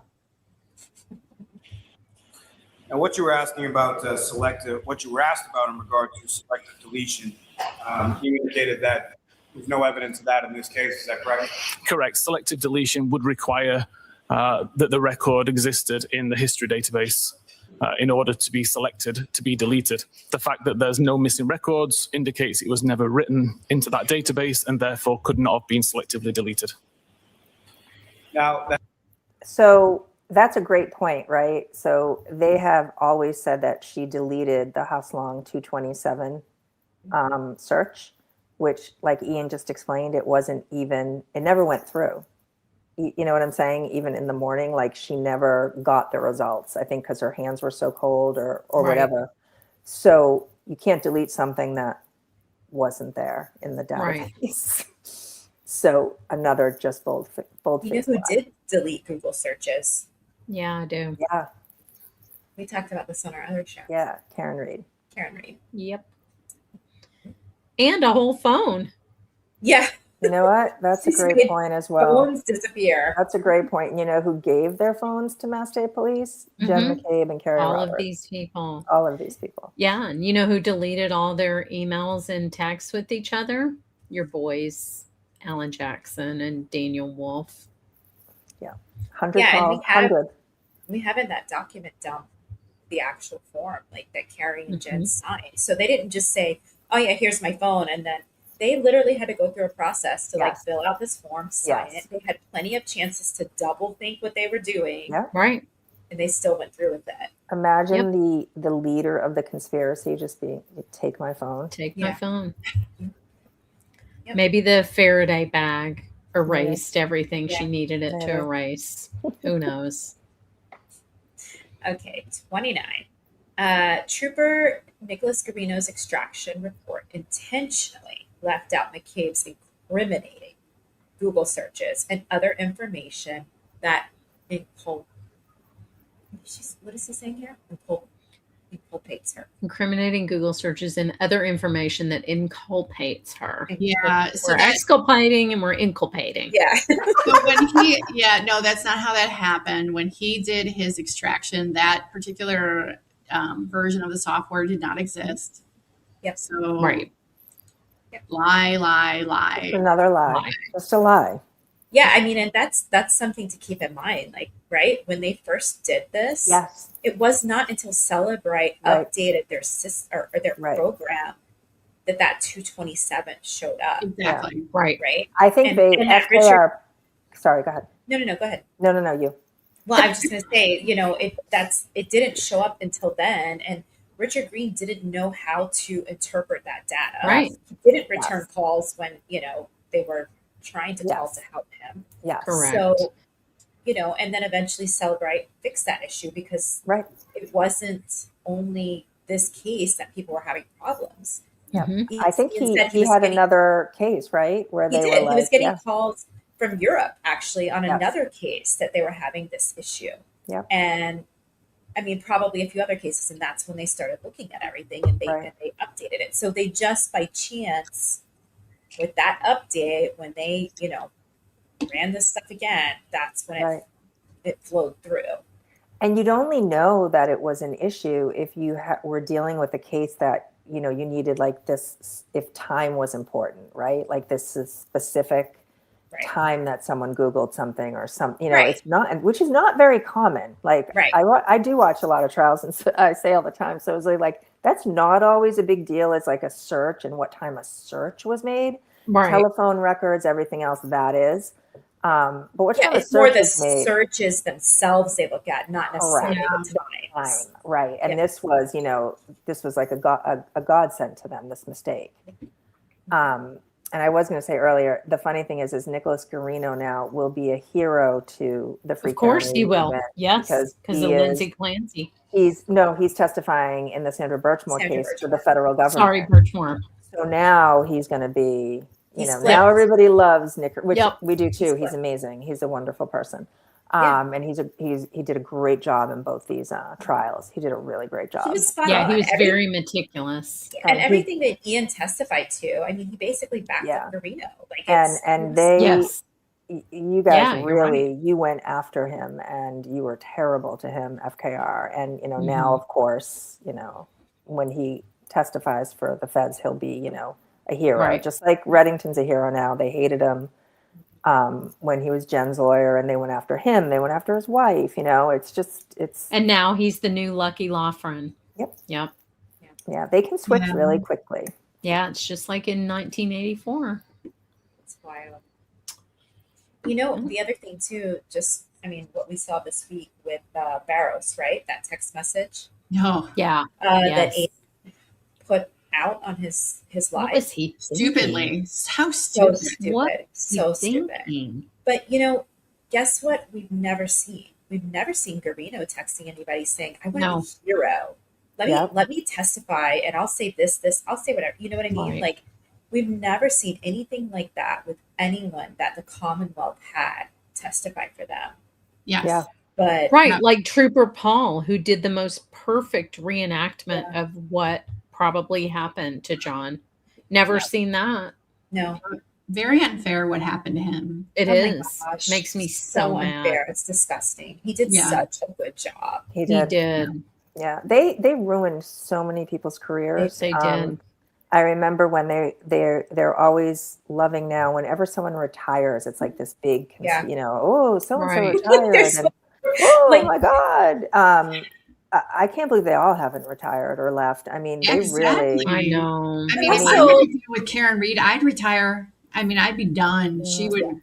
That would But be it's so sad because so much knowledge leaves with them. Like you look Yes. at Brian Yeah. Albert's experience and what he had to offer to younger police officers and all that. It's just heartbreaking. And Brian Higgins, right? Who, you know, Yep. saved his partner and whatever. I mean, that guy can never do undercover work again. No, Never. it's terrible. What's And so funny though is them like cheering, like, "Oh my God, they retired!" Like they're so excited they retired. Do you guys understand the pension these guys are retiring? Right. Right. Like they're Right. acting like it's such a bad thing that, oh look, they had to retire. yeah. Okay, yeah, I they're always think retiring about- and they're not like relying Yeah. on the government to support them. So. Right. Yeah. Oh, there you go. Yeah. I always think of one of the people that they really, really destroyed. And I think about her a lot is Helena Rafferty. Yeah. Oh yeah. I mean, what they did to her was Yeah, just, sad. it was Horrible. disgusting. Yeah. Horrible. Really, really disgusting. And then I mean, what Levy and Deitch did to her too. Yes. Like it's I just, know. Oh God, when I She read is- that in that oh article, my God, it made me so sick. Well, So bad. again, you know, when you think about my disdain for David Yannetti, they Yeah, did that's this. yeah. They did this. They Look at did. what you did. The Yeah. destruction. Yeah. She was And they didn't begging for care. help. Nope. And begging. we didn't know, or I didn't know, that she was begging for help at the No. time. And that's the Yeah. thing. No. It's like the Nobody one knew. person who tried to advocate Yes. for them. And Yeah. look what happened to her. Yeah, it's just Awful. it's really when you think about, you know, we'll have to count that number up one time for a show, how many people they've, you know, really, you know, Yeah. destroyed. We should do a show Great with point. all of them. Yeah, We should. yeah. A show all of them. All these I was just people. thinking about that. Like, Yeah. let's do a show on all of them. Show On all of everybody their- on our slide at the Yeah. end. Yeah, Yeah. and show all the achievements, all the things Yeah. they've achieved their entire careers, and then to make sure that each one we point out. Yes. Karen Reed ruined this person. No, Karen it's Reed that's a great idea. A great idea. Yeah.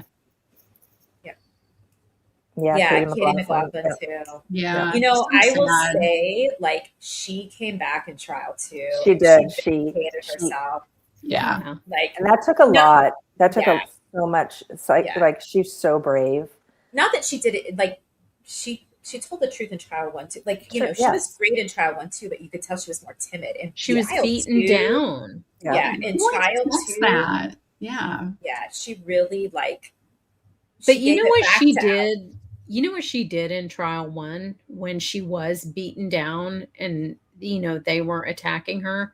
She showed the entire world what huge misogynists Yeah. David Yannetti and Alan Jackson are. Like, better than any of us could say in a million tweets. She showed them. I think that was one of the worst things that I saw those men do. I mean, obviously, Yes. you know, destroying everybody, but I think one of the worst things that I didn't expect them to do, which they did, was going after all the first responders Yes. and trying to lump them into this conspiracy. I Yep. mean, I we talk agree. about ruining people's lives. I mean, those firefighters, They were so they were young. being called murderers when they were out to dinner. Disgusting. Mhm. I mean, those two lawyers and Karen Reed, Aidan Kearney, really, Disgusting. it's like mind-boggling what they've done to all these Yeah. people. Yeah. Yeah. So 28, when we have a video marked with this one, the Commonwealth's only explanation for McCabe's 227 Google search was that it never happened because she had another browser open in Safari. And that's not even true. Not even close Not even to the close. truth. We never understood it. He admitted it. No. He did not understand it. No, he didn't. Yeah. He can't read an email that's longer than a paragraph. There's no way he's ever Yeah. understanding this. Yeah. He never understood it. A lot of them don't, and that's But what it's very simple. Like when you I think about know. it, it's very, very simple. And they made it so complicated because they're You guys, I explained this to a friend of mine in a poll 2 margaritas in. It's really not that hard to understand. I'm Right. serious. Right. She was Yeah. asking me about like this search because she, Yeah. you know, Yeah, and of I was like, course. oh no. Yeah. And imagine he got his audience to believe that one of the world's leading digital forensic analysts was conspiring with the Norfolk County DA, and they believed it. They did. They believed it. Changed data in a $1 billion company that he works for. These people, they still believe it because they Yeah. still say it. Oh, yeah. Yep. It's crazy. Yeah, they yeah. obviously don't understand the stock market. The comments in the Clancy case when he testified were nuts. Stop. Yep. I was like, you guys are freaking They insane. are unwell. So they still believe it. Yep. All right, so here's the video to go with this. Just in your opinions. Yes. You showed us a tab that was opened at 2:27:40, and it had something to do with Hawkmock Sports. Yes. In your opinion, to a reasonable degree of scientific certainty, was that the same tab, that 2:27:40 tab open for Hawkmock Sports? Was that the same tab that later was used for searches or attempted searches at 6:23:51 and at 6:24 relative to how long or how's long to die in cold? I believe it was, yes. Does your opinion, is it based on your analysis of reports generated by software like Celebrite? Sustained is too full.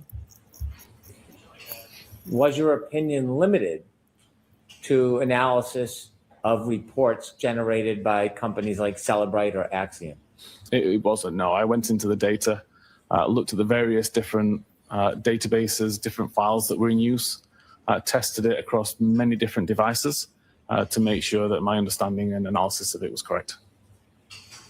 In addition to your opinion that the two searches at 6:23 and 6:24 occurred at that time as opposed to 2:27:40, did you also, when analyzing the data, come to an opinion whether or not either of those searches actually connected and produced results? If either of those searches had connected, the information would have been written into the history database. The fact that it wasn't in the history database strongly suggests it never completely loaded. And the fact that there is no title information on the browser state tab as well also suggests it never loaded. And finally, those attempted searches at 6:23, 6:24, you mentioned that information at some point was deleted from the phone? The only records that were deleted were the browser state database records. Yeah, they were deleted from the device. Do you have an opinion to a reasonable degree of scientific certainty whether or not that information was removed as a natural application of the phone, or was it because somebody took the phone and actually deleted it by hand? So again, I don't believe it's possible, given the situation and the information that's available, that it would have been possible for the user to delete it. I believe it was more than likely a system event that caused that, but I've not been able to replicate that system event. I want to take you back to your first opinion, where you opined that the how's long to die in the search occurred at 6:23 and 6:24, not at 2:27:40. Yes. And so in looking at the data coming. All right, so there you go. It's them.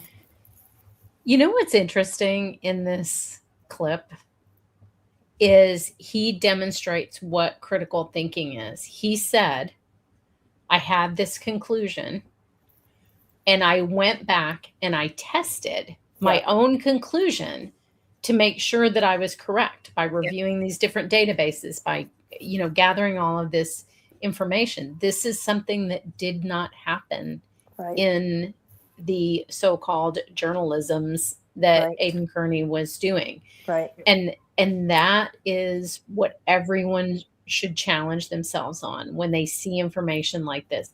Are these people going back and questioning themselves in their own conclusions That's a by great point. Mhm. gathering external information that tests their conclusions? Right. And I, listening to him right there, you just can't understand how it's even a topic anymore. I know. I know. Yeah. I don't even know what to say. I know. I know. But It's so Richard- frustrating. It's the Richard most Green- frustrating thing. I know, we should have brought in a Richard Green clip. Damn it. Yeah, I mean, but Richard Green, who got arrested at McNasty's, is McNasty's bar. Do And, you know, remember- somebody do you remember said- Melanie Little saying what he's the best expert. Amazing. Guys, that's so embarrassing. I'm So embarrassed. So did Mark Betterow. That's why he blocked me. Because he Was said about Richard much Green? more credentialed expert. Oh my God, that's good. right. Yeah. That's right. And so then I posted their CVs under his comment, and I was promptly You got blocked. Yeah. Guys, It's like the Emperor's New Clothes. They're just like, and they just say these things, and their fans believe it, and then their fans say Right. Richard Green is better than Ian Whiffen. Right. It's insane. But it's like I think it was you that said it, Julie, when you were like asking how much you think he got paid and that maybe he was in a difficult spot in his life. We know he was in a difficult spot in his life, right?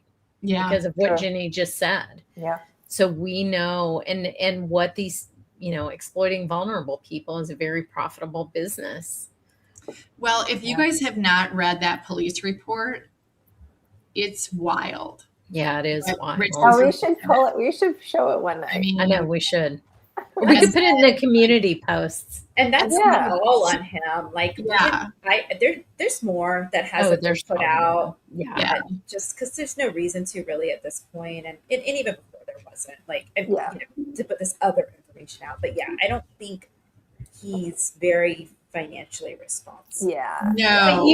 But you contrast that with the attack on the credibility of Shannon Burgess Yeah. from the fact that he just hadn't updated his LinkedIn. Yeah. And then you look at what Richard Green was tasked with doing Yeah. and what his life circumstances were, and it's extremely frustrating. And they called us terrible for Yes. posting that stuff. They said Sure we did. were horrible human beings. Yep. And if you read that, one of the reasons I think Richard Green was open to it is, remember after he got arrested, he said the police were corrupt and he had supposedly a heart attack. Right. That's right. All this stuff is happening and it's all because the police are corrupt. I He mean, lied under oath, you guys. he did. Yeah. Yeah. He was under oath and he lied.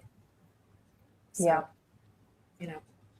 It's sad. It's really, really sad that there are Karen Reeds in the world and they're looking for people like Richard Green. Yeah. That are Most desperate. of the people that she's found, right, wanted to be a part of something or needed something, or it's sad. Very sad. 20, what are we on? 27? Yes. You guys, I think we're going to make it through. I'm so We're proud like of us. rolling right along. Actually, we're only halfway through. I'm We're not even halfway through. I'm so proud of us. We're not even halfway through, guys. All right, let's go. Let's focus. 27. Colin Albert called Tom Beatty's daughter at 12:33 a.m. to ask for a ride home from 34 Fairview Road. This is purely made up. This is Bull just crap. it's just fiction. I can't even. I mean, how many times have we gone over this? We did a whole show on it, basically. Yeah. The Colin Albert files. So I mean, it's just he wasn't home when he called Erin. Erin Beatty didn't have her license. Yeah, you guys should go back and watch Colin Albert files. Yeah, the Colin Albert files. But we also just did something just recently where we went completely over this, and I forget what it was. a couple weeks ago. Maybe the conspiracy files. This is another one where Aidan switched it, right? So initially he was going with Colin was calling for a ride home, and then he switched it. He was calling for an alibi. Yes, that's right. That's right. Nobody questions this stuff. Everyone's like, "Oh, sure." Right. Yeah. And I think we all know, right, that teenage boys, because let's not forget, I know he's older now. Colin Albert was 17. Yeah. That the kid that they did this to. So I think, a lot of 17-year-old boys are calling other 17-year-old girls Yeah. late at night. You think? Yeah. So, Yeah. and like, you know, it did come out after she, you know, Tom Beattie did say, oh, I think he called for a ride home, whatever. And did he also tell David Giannetti that, or did he go right to Turtle Boy? So I want to say that it was Tom Beattie who said that it was Alan Jackson's theory that the call was an alibi call. Okay. So right. I know Beattie talked to Jackson. I don't know if he talked to Giannetti. So were they trying to insinuate that Colin was going to be like, hey, Aaron, I need an alibi? Yeah. Hey, I called you at 12:30. I definitely wasn't murdering anyone. Yes. So if anybody asked you, we talked, and I was not murdering anyone. Right. Like, come on, you guys, it's so dumb. It's so dumb. And imagine that's one of the numbers of why Karen Reed is innocent, because Colin Albert called this teenage girl.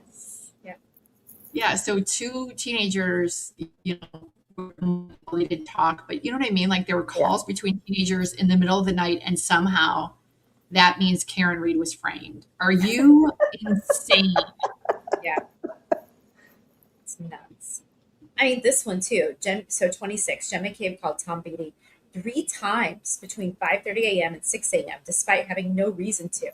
That's not true. So Jen was seeing if John was over at Tom's house, because despite the fact that we do not like Tom and the things that he's done, John and Tom were friends. Yep. And another simple answer is Tom Beattie was supposed to maybe show up at the waterfall that night. Oh yeah, there you go. Remember, he was supposed to show up at the waterfall. So when Karen called Jen saying John didn't come home, she didn't know where he was. Through all of the confusion made by Karen, of course Jen thought to check with Tom because she was looking for his friend. Could have crashed on John's couch, could have picked him up. Tom could have heard from him. I mean, that is something that someone does when they're looking for their friend. This is not suspicious, and that you guys have let him fool you into thinking that this is suspicious is so crazy. It's not. They thought he was asleep on someone's couch, and that's one of those someones was Tom Beattie. Yeah. And these are the people. So it was the Crayons, correct, at the hillside. These are the people that Karen actually wanted to be with that night. Yes. So it's really not that crazy. It's not that crazy, guys. Yeah. She wanted to be with people that didn't have their kids. Yeah. And you know who didn't call Tom Beattie? Karen. She also didn't call the Korans. She didn't call. She made it very strange people that she called in her life for her orbit.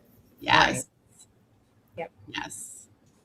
Do we have let's make sure.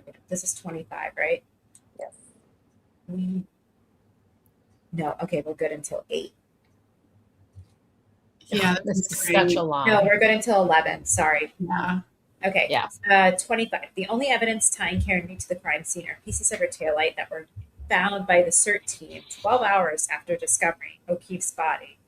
But there's ring camera footage showing her taillight breaking after. No, there is not. Yeah, even Arca said, Aidan, that there's no way that taillight broke that way. So we need a retraction on this one as well.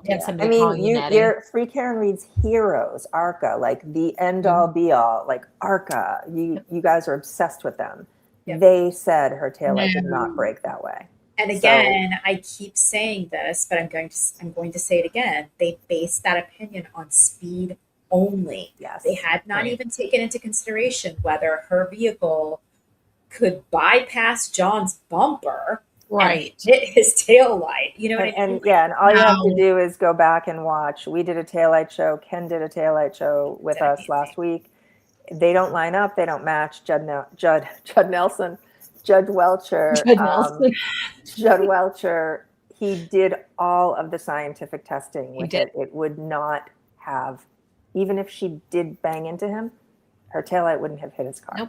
But your crash daddies themselves said, even based on the speed at 5 miles an hour, that would not cause that damage to that tail light. So he should really retract that, because I did Sweet Guys, and they were like, wait until you account for the snow that the SUV was on.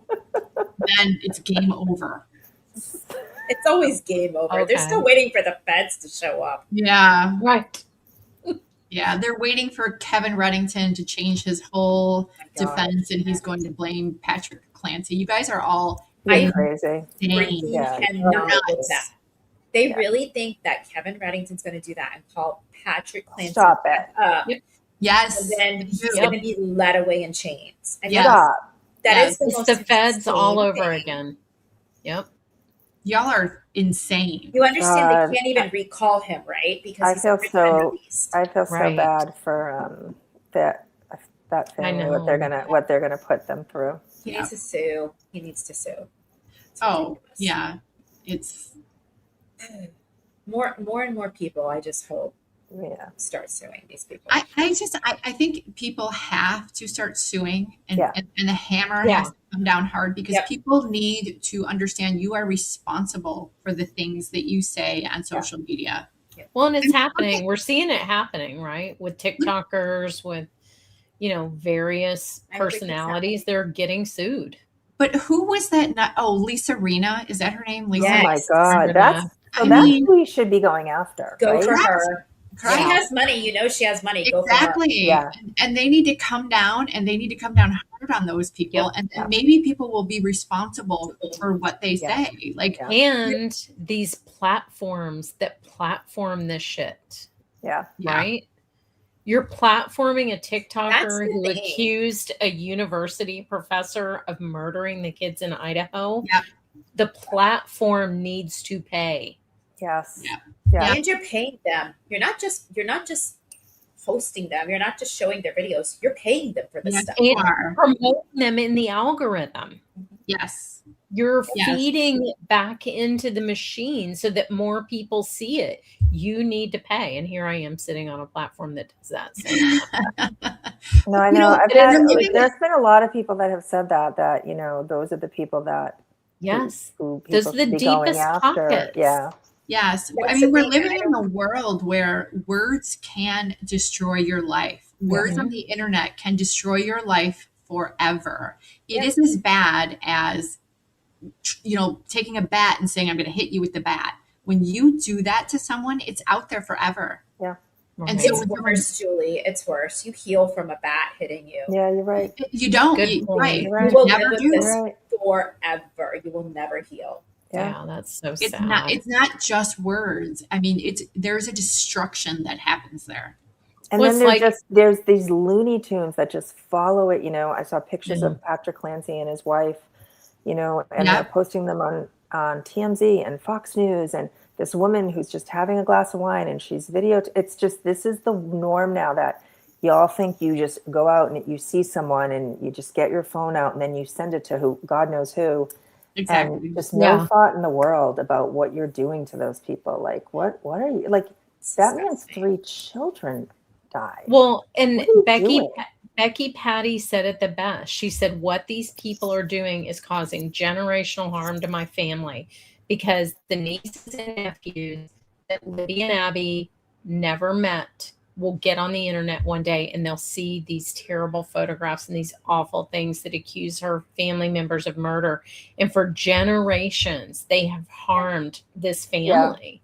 Yes. That's what And- we have talked about that too, right? With the McCabe's and the Mhm. Alberts. This is generational. Like, It is. this is, y'all think it's fun and games, whatever. This is so bad what you guys are doing. Like, imagine the children that Tom CPU was talking about in his Yeah. creepy video, seeing his creepy video in 10 or 15 years. Yeah. And just, It's disgusting. everybody's, grandchildren and whatever, and, Google and see this. It's just, it's so gross. Yeah. It's so Awful. gross. It's awful. 23. That's where we are, right? Are we on 23? No, 24. 24. Sorry, 24. Canton police reported finding no taillight evidence at the scene of the crime at 6 a.m. That is correct, because That's they correct. searched around John's body. They searched immediately in the area where John's body was found. That is correct. Yep. Yeah. Right. And So- Kenton Police is not the They're not the ones in charge of the investigation that are going to go in there. They call MSP and MSP comes. So that's the protocol that you guys are all concerned about. Yeah, I mean, they all testify, or I forget, was it Link that testified that that's what they were worried about, was just searching around John's body. And they were smart enough to get the blood that you guys all laugh about in the solo cup. But they got the blood before it melted. So, you know, and that was their job, to kind of get things that they could see. Yeah. And like, and then they turned it over. Yeah. And it's so funny to me that, and Karen really pushed that too, the solo cups and the stop and shop bags. Yeah. That evidence, those very, very early moments of the investigation, none of that evidence was used against her. Exactly. None of it. That is what she criticized the most. And no, you know, like, again, like you are responsible to be an adult in this world and to think critically. So if you're not questioning, okay, but that evidence was not used against her, it was very, you know, like that law enforcement agency was recused, like they're not even part of it. And then we have how many, like we've seen the discovery, like how much evidence have we seen? Right. The investigation that MSP did. So please stop it. Like that is a lie that Karen Reed told you, and you're repeating it, and it is a stupid lie. It's very stupid. But the thing is he's being very misleading here, right? Because he says Canton police reported finding no taillight evidence. That is not what is in the paragraph that he has a screenshot of. The Canton police doesn't say we found no taillight evidence. Canton police says we secured glass and 6 blood samples. That's what they said. So they're stating a positive. This is what we found. Yeah. And Aidan Kearney is inferring this negative. Oh, they stated they didn't find any taillight evidence at the scene. That is not what they said. No, but these are two very different things. Yeah, and he's setting up the, you know, like he's setting it up for the defense because the defense tried to kind of play like that shell game, and they were like, oh, and we'll see it in the next one. What we're going to see in the next one, and we know it's a shell game, right? Because this is not, but he's setting it up right here. Yeah. Right, but he's also just lying. Yeah. With his supporting screenshot, because that's not what they said at all. Yeah. True, Lydia. Yep. 12 hours later, state police, under the direction of Michael Proctor, found more taillight fragments, a shoe, and a hat that were not seen by Canton police 12 hours earlier, despite more than a foot of snow having fallen during that time. So, yeah. So this is ridiculous. First of all, it was Tully. Tully was there. I was just going to say, under the direction of Michael Proctor, he was in Dayton. And we were and talking this was the CERT team. Yeah, they searched in 2 very different areas. CERT was searching on the roadway. They did not search in the yard. They had trouble. Like, remember they talked about hitting the grass. O'Hara talked about that. So they went to the road, and they were going section by section by section, very slowly digging through the snow. So, you know, I mean, as far as where CPD searched and where CERT searched, it is almost continents away when you start thinking about it. Like, I understand it's a very small area, but you're talking about, these are 2 very, very different areas. Of course, Canton's not going to find that stuff. Right. They did not search there. Right. We have a video on that too. Yay. Yeah. Roll it. Well, no, I mean, like, we did a video. We did a video. Not right now. Not right now. Lydia, you have something on it, right? I unshared my screen because I think you have something.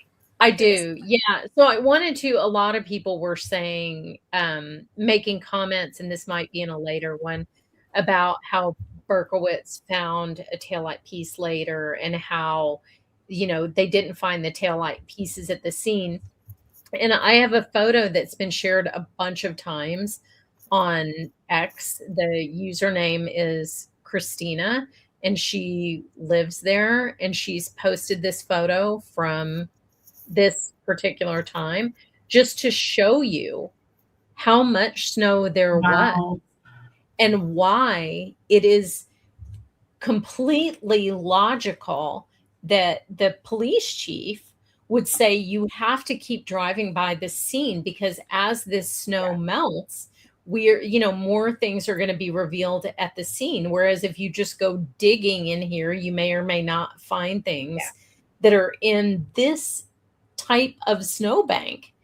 So this is an actual photo for people who really want to know what was going on at the time of how much snow there was. And she makes the point that there was so much snow, there was nowhere to put it. So, when snow plows come through and they're pushing the snow onto the lawn and you're trying to get your sidewalk clear and get the snow down to the street, and these two things are fighting with each other, there was nowhere for this snow to go. So to pretend it was ridiculous that they could not find this evidence, when they would have had to dig down through this much snow is just preposterous. I mean, we still had snowbanks in my neighborhood in April from this storm. You do. Yes. Those big ones. But I mean, Carrie can probably attest to this too. When you have that snow and you live in an area where you have months of snow and you have winter, when that snow starts to melt, the things you find in your yard because of the plows. I mean, I remember one year we found this, the kids found this. It was a fake gold chain, but there was like some gold chain that was in our front yard. Like you find all this insane stuff. Yeah. I think I told you guys the story after this storm, or it might've been right around the storm. I took Coco out for like one last walk. I want to say it was maybe I'm not sure, but it was I had my sunglasses on for some reason. It was during the day and I like tipped over to do something, probably like picks her, with a poop bag, and my Ray-Bans fell off and I couldn't find them after, and I couldn't really see. I didn't have my glasses on and I was so cold and aggravated, and I was like, fuck it, whatever, I'm going home. I shit you not. I think I've already told you girls this story. I live in a block, and in April, it was either April or May, I was walking her and she stopped at some certain spot and I looked down and my Ray-Bans were smushed into the grass on the other side of, that was from January. Yes. And I was like, holy shit, my Ray-Bans. I picked them up. They were completely like broken and whatever, but that is how, that these people, and especially everyone, all of the loons that live around here and are screaming, like they know this. They know. And there was a famous murder case where that happened. One of the supposedly Israel Keys victims, Suzanne Lyle. Remember her ID? It was the same thing, upstate New York. So you know how that is. And they didn't find her ID until much, much later after she was missing. And it was this exact thing. Like, don't pretend you don't know how snow works if you live in Massachusetts. Stop it. It's literally our entire winter looks like this. Like, stop it. Yeah. That's how we found that air tag. I think Herbie, remember, I thought he was going to die because he ate it. Yeah. And so it was the following spring that my husband found it. Yeah. Obviously he didn't, after a while I knew he didn't eat it. And imagine, looking at that picture Lydia just showed and then saying, you can't believe they were finding taillights for, a week. Like, what? Like, what is wrong with you guys? Yeah, stop it. Stop it. It's disgusting. Right, go ahead, G. We're just yelling. Now we're just mad. This one's going to make you guys really mad. The next one is going to everybody into. So tired of this one. That he has not taken this fucking picture down. You know what? Every person on that defense team owes Jen McCabe, her daughters, and these children and their parents an apology. Again, this is why I have so much disdain for David. Yes, absolutely. They know. So everybody knows. They know that these girls are not Jen McCabe's. The woman whose children these are came forward a long, long time ago. I'm pretty sure right after this, his vlog came out with this picture. Yeah. And to this day, they still say these are her children. He must have this picture up 100 times in blogs. Everywhere. That he's never taken down. And he has never corrected this. Yep. And the person who told him these were Jen McCabe's children was Karen Reed. Karen Reed. Yep. Karen Reed. And Michael Proctor and Jen McCabe never met before John died. Never.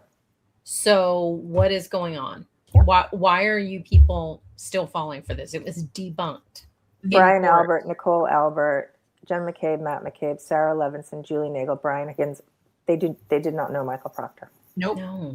Nope. Had no idea who Michael Proctor was. And these are kids. This is disgusting.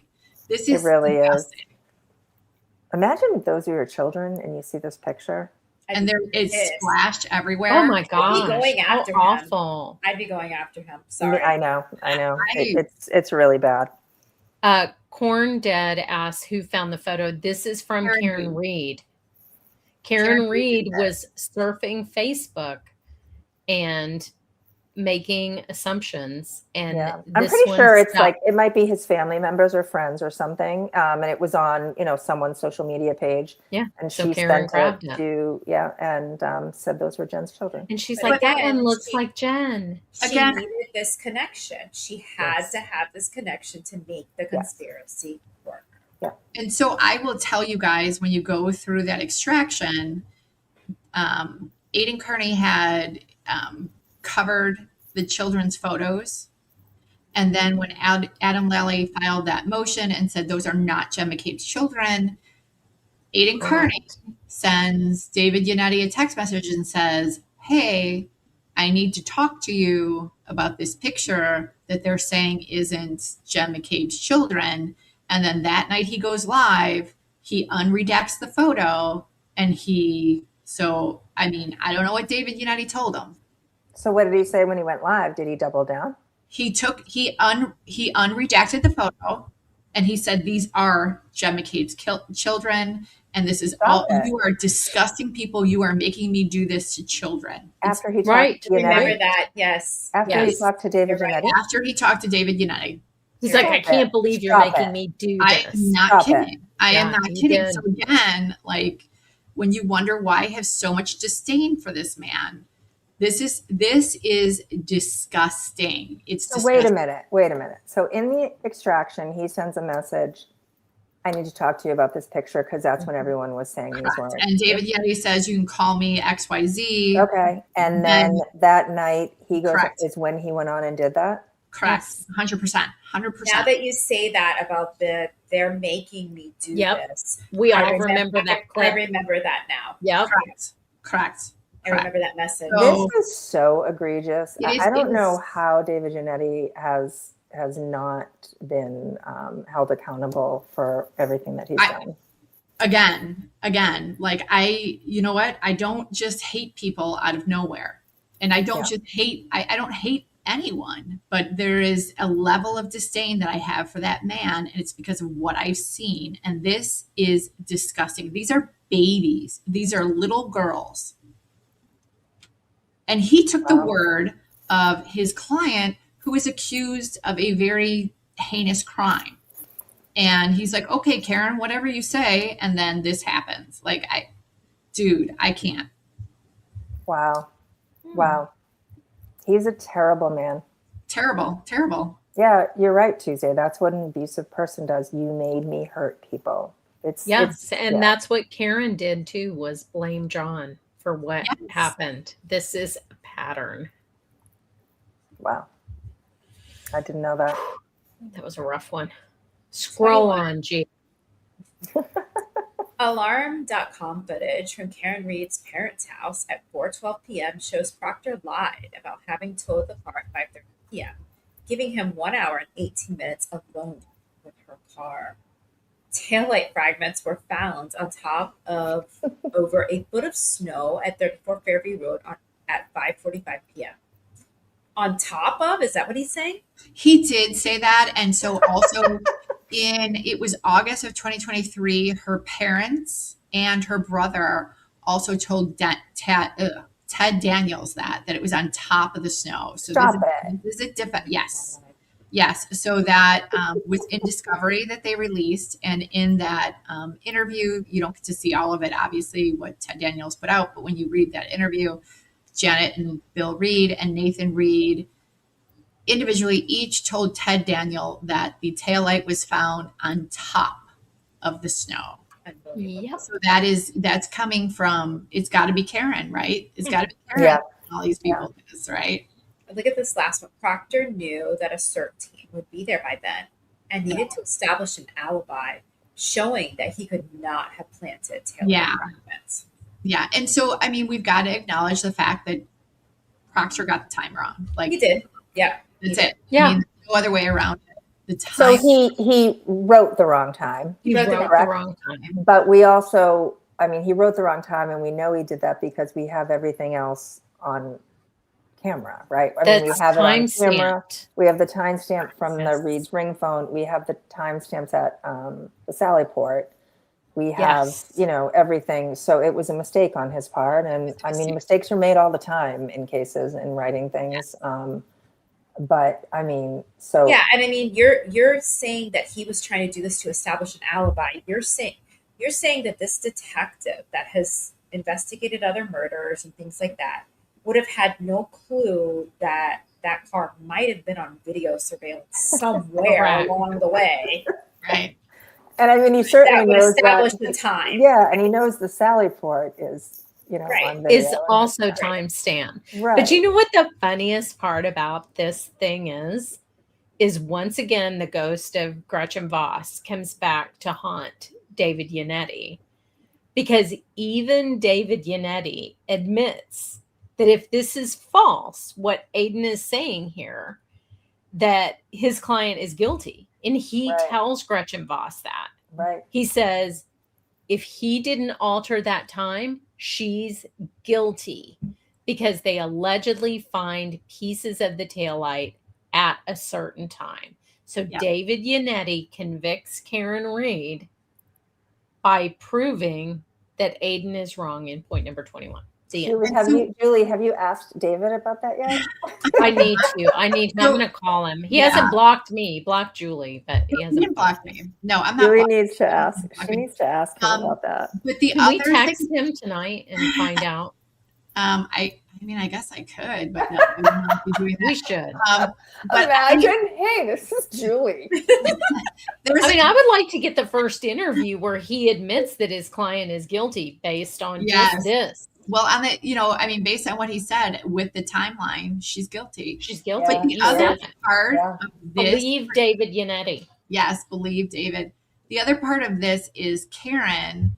Up until this point, you've got David Yannetti, you've got Karen. They've got this story that Proctor was, you know, Proctor was framing Karen from day one, from second one, that he, you know, this was all planned.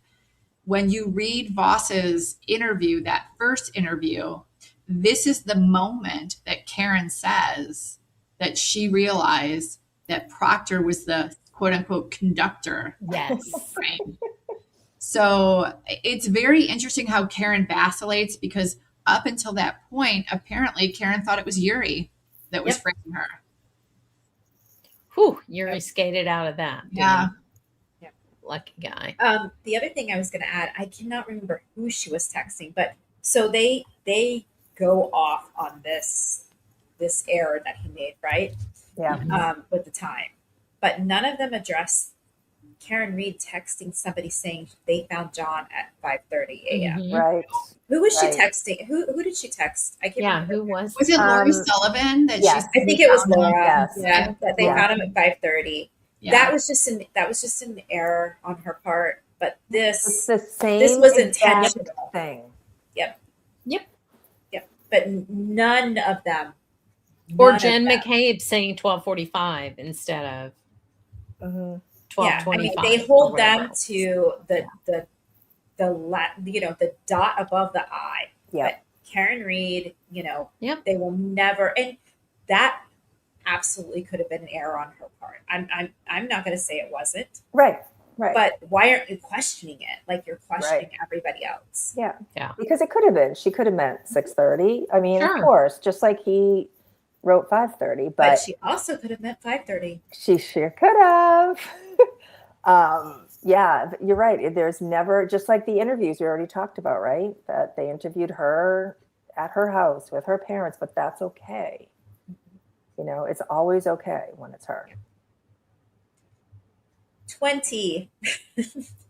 Oh boy. We're moving along. We're close. Do you guys remember where, I think 11 is the next one with a video or something. Yes. 11. Okay. Dighton police records show that Proctor called for a tow from Karen Reed's parents' house at 2:30 p.m., despite the fact that he had not yet seen her broken taillight, and despite his claims that he did not arrive there until past 4:30 p.m. I keep reading this. I don't even know what he's talking about. Yeah, I think he's just like, oh, Like he's just sprouting nonsense. I feel Yeah. like, because I read this a few times and I still don't understand it. I mean, I don't know. I don't know what he's talking about. Yeah, I mean, they knew He that like doesn't either. they had talked to witnesses. So by that time they had talked to Jen. They had talked to, I don't know when they talked to Carrie, but they knew the taillight was broken. They knew what she was saying. So of course they knew, they thought, you know, this was that she had somehow hit him with the car. That's how the taillight was broken. So this is really nothing. He's making something out of nothing. It's I tried to read it a few times and I was like, oh, now he's just writing like nonsense. It's just silliness. It's just fluff. Yeah. He's trying to fluff. double down, but he's not really making any sense in order to double down. Like, when does Aidan ever make sense? Yeah, that's true. I mean, Dang, please. I'm going to stop because I could read it 50 more times. Okay, 19. In his report, Michael Proctor misspelled. Oh my God. This is amazing. This is amazing. So I have a lot of things to say about this. Stupidest one. I have so much to say. I remember this from our. You guys, they never thought they were going to find Sarah Levinson without that H. In his report, Michael Proctor misspelled the names of at least 5 witnesses who were inside 34 Fairview Road that night, including the homeowner's daughter, a nurse, the daughter of the town administrator, and Brian Albert Jr.'s girlfriend, Emily Fabiano, Caitlin Albert, Catherine Duty, Julie Nagel, and Sarah Levinson. Didn't he say earlier in this YouTube presentation, Reed ended? I'm just asking a question. Well, he did. He misspelled it. And I get it. Like, there were a lot of retired law enforcement that are like, you never get anything wrong in a police report. You double check it. You make sure you have all the names right. You do whatever. Let me just tell you guys this. Like, I don't think this was on purpose. I just think Michael Proctor is bad at spelling. These are very inconsequential witnesses. And when we talk about the witnesses that mattered, so Jen McCabe, Matt McCabe, Nicole Albert, like all their information was there. So, but you don't even have, he's not, like, it's not even necessarily that he's bad at spelling. He didn't spell these wrong. He just spelled it however he heard it. You know, like he didn't check. He wasn't asking for IDs. He wasn't copying it down. Yeah, but I also think, and we've all said this, right? And I don't think, like, you know, we're gonna call a spade a spade. Like, I think, you know, the time that he wrote wrong, whatever, he was a little sloppy, right? A little sloppy, you know, with the name spelling wrong. I mean, let's not deny that. However, that's a very normal mistake. I mean, Sarah without an H. Here's the thing, you know, Sarah without an H, I can still tell that's Sarah Levinson. No, you can't. Diabolical. No, you probably wouldn't find her. Catherine Duty spelled with an E on the end, and then Duty with an IE instead of Y. I can still tell that's Catherine Duty. So that's the funny part, right? We all know, like, these are just stupid little errors, right? Just not paying attention or not. We checking. asked the detectives about this when we had him on the show. We're like, do people occasionally misspell things? The reason he's putting this on here is just what Ginny's making fun of. He's actually asking his fans to believe that he's misspelling these names so they cannot find these people. So no one knows who they are. Like, that is the insane part of this. This post that he's making. Yeah, when you can flat out read this and tell you would read no matter. So he has them here, right? He has them correct here. Reading through this, I would read those exactly the same as I read this. Of course you would. Yes. Yeah, and that all came from, I mean, we have the text that was all from Karen. Yep. That whole conspiracy of why it was She spelled spelled wrong. the names wrong. She's Came from and Karen. she's just as big of a loon. She's the one that made She's him believe insane. this. Like, she made him believe that Proctor was intentionally spelling these names wrong so no one could find these people. Carrie, has anyone ever spelled your name Carrie? For All the example, time. K-E-R-I, K-E-R-R-I. Guys, I'm Ginny, Ginny. Do you know how many? Nobody spells my name right. Yes. No, Nobody's I'm used to that Linda spelling. constantly. And I'm believe always us, Linda. right? Like, we're not FKR. We're not going to make excuses. Like, this isn't just whatever. This is a police report, right? The name should be Right. spelled right. They But should. they're- Yeah, absolutely. They should be. But whatever. It's but- human beings but making mistakes. The best point is they are literally trying to get you guys to believe that he did this on purpose to hide these people. It's insane. It's very Scooby-Doo. That's. I mean, I hope if anyone's ever trying to hide me, they don't spell my name Genny. Like, they go a step up. Yeah, I'm going to spell it with a J. Yeah, exactly. At least use the J. So my maiden name is Ukrainian, and everyone used to spell it wrong. So I was so excited to get my new name because it's Carpenter. And we got a pizza once, and they spelled it Carpinber. Stop it. Yeah, right.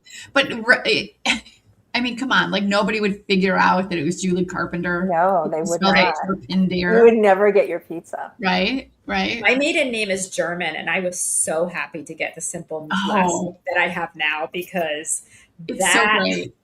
that name, everybody misspelled. Yes. I made it. Pronounced it wrong, misspelled it. Yeah. Like, they pronounced it right, but they always spelled it wrong. Yeah. So despite being material witnesses who drove past and were just feet away from John O'Keefe's body, Julie Nagel and Sarah Levinson were never questioned by Proctor until more than a year later. So until they were implicated by Karen Reed, they were not material witnesses. They had no idea that John O'Keefe and Karen Reed were outside. They had never seen John that night. So this is just, again, ridiculous. It's ridiculousness. And I'm actually going to say, I actually, even when this was first, whatever, I actually agree with this. I have no idea what took MSP so long. But my only assumption is, which makes complete sense, they ID'd John's shoe, right, at the crime scene. Karen Reed had a broken taillight. Her broken taillight was left at the scene. They interviewed a few people from the house, right? We've already talked about that. They told them John never came in. They also communicated, which everyone forgets, with Karen Reed, and Karen Reed told them that she broke her taillight the night before. Correct. And she doesn't remember how, guys, okay? I think I struck something. Yes. She said, I broke my taillight. Yuri and Proctor asked her how. She said, I don't remember. They also saw a text message Reed sent to an attorney. We don't know what it said. But by that night, MSP realized who was responsible. In the end, should they have interviewed every person in the house? Maybe, I think that when the people did the audit, right, they recommended things like that, right? A little bit of, oh no, that was Canton PD, sorry. But I'm pretty sure now, MSP, if they went back, they would be interviewing everyone in the house after learning from this. So should they have? Maybe. But they had everything they needed. They had the suspect within hours. I mean, you guys have to keep pointing that out. Taillight at the crime scene. Yeah. Right. They work towards their answer, right? Yeah. They start at nothing and they work towards their answer. Yep. They got their answer. They do not, once they have their answer, then say, let's go investigate everybody else. Everyone in the entire world. Just in case. Right. That's one thing that I think I tweeted about this earlier this week. Brightigan, that case, the prosecutor is so good about the male prosecutors are better about this than the female prosecutor, but basically saying when he has the cops on the stand, having them explain, like, in a real investigation, like, this is not CSI, this is not TV, right? This is not this is not TikTok. This is real life, and this is how investigations happen. Right. Like, you guys are going based on what they're, Karen and Aidan told you, because of course they need you to believe that real life is CSI. Because if you don't believe that, then you will not believe their conspiracy. Right. But it's not. Like, that's not how it works. Right. Nope.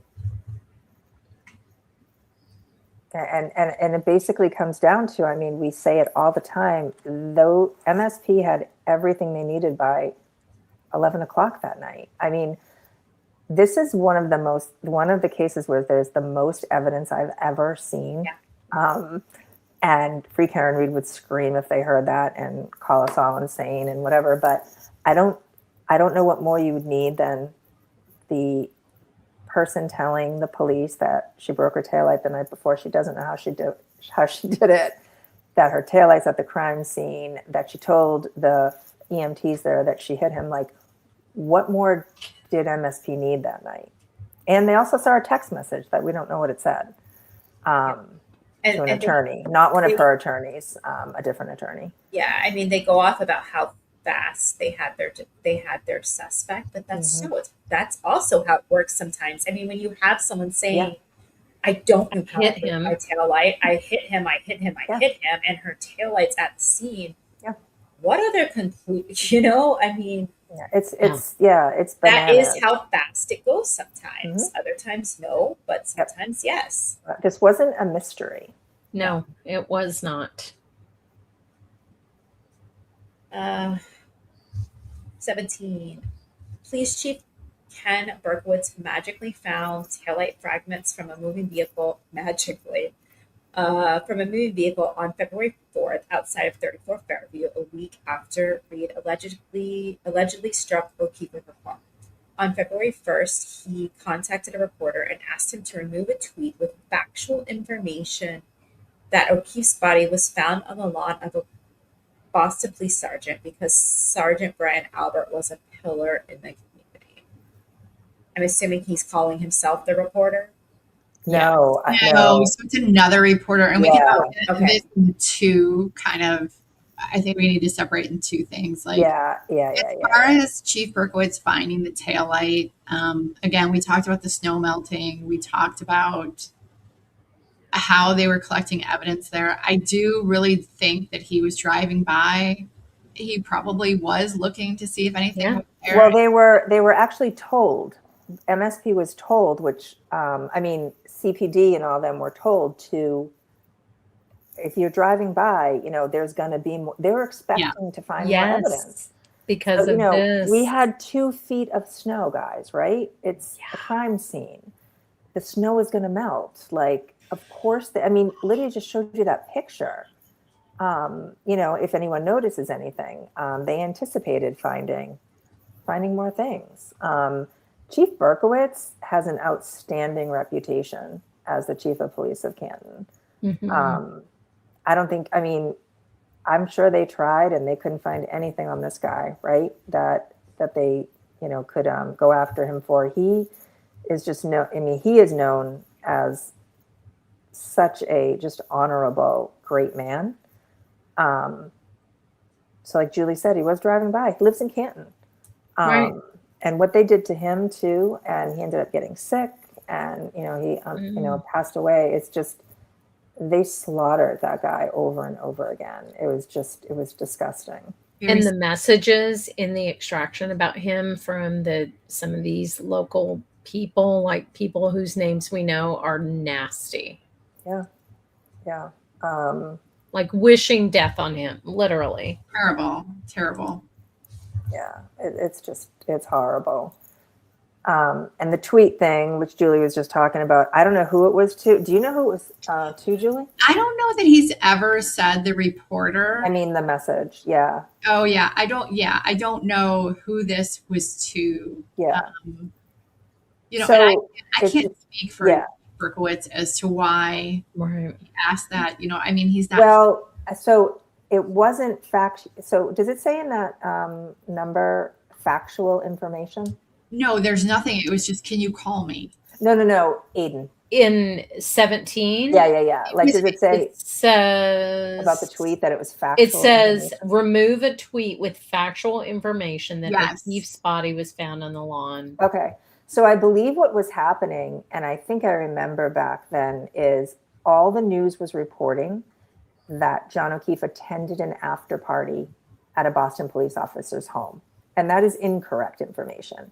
Correct. So I would assume that that is what he was correcting, was the incorrect information, because honestly here, that is all that everyone was saying, that he attended an after party and was killed. And that is not correct. So I would assume, I mean, that's not correct. So for the chief of police to say, hey, this isn't correct, I mean, it's not.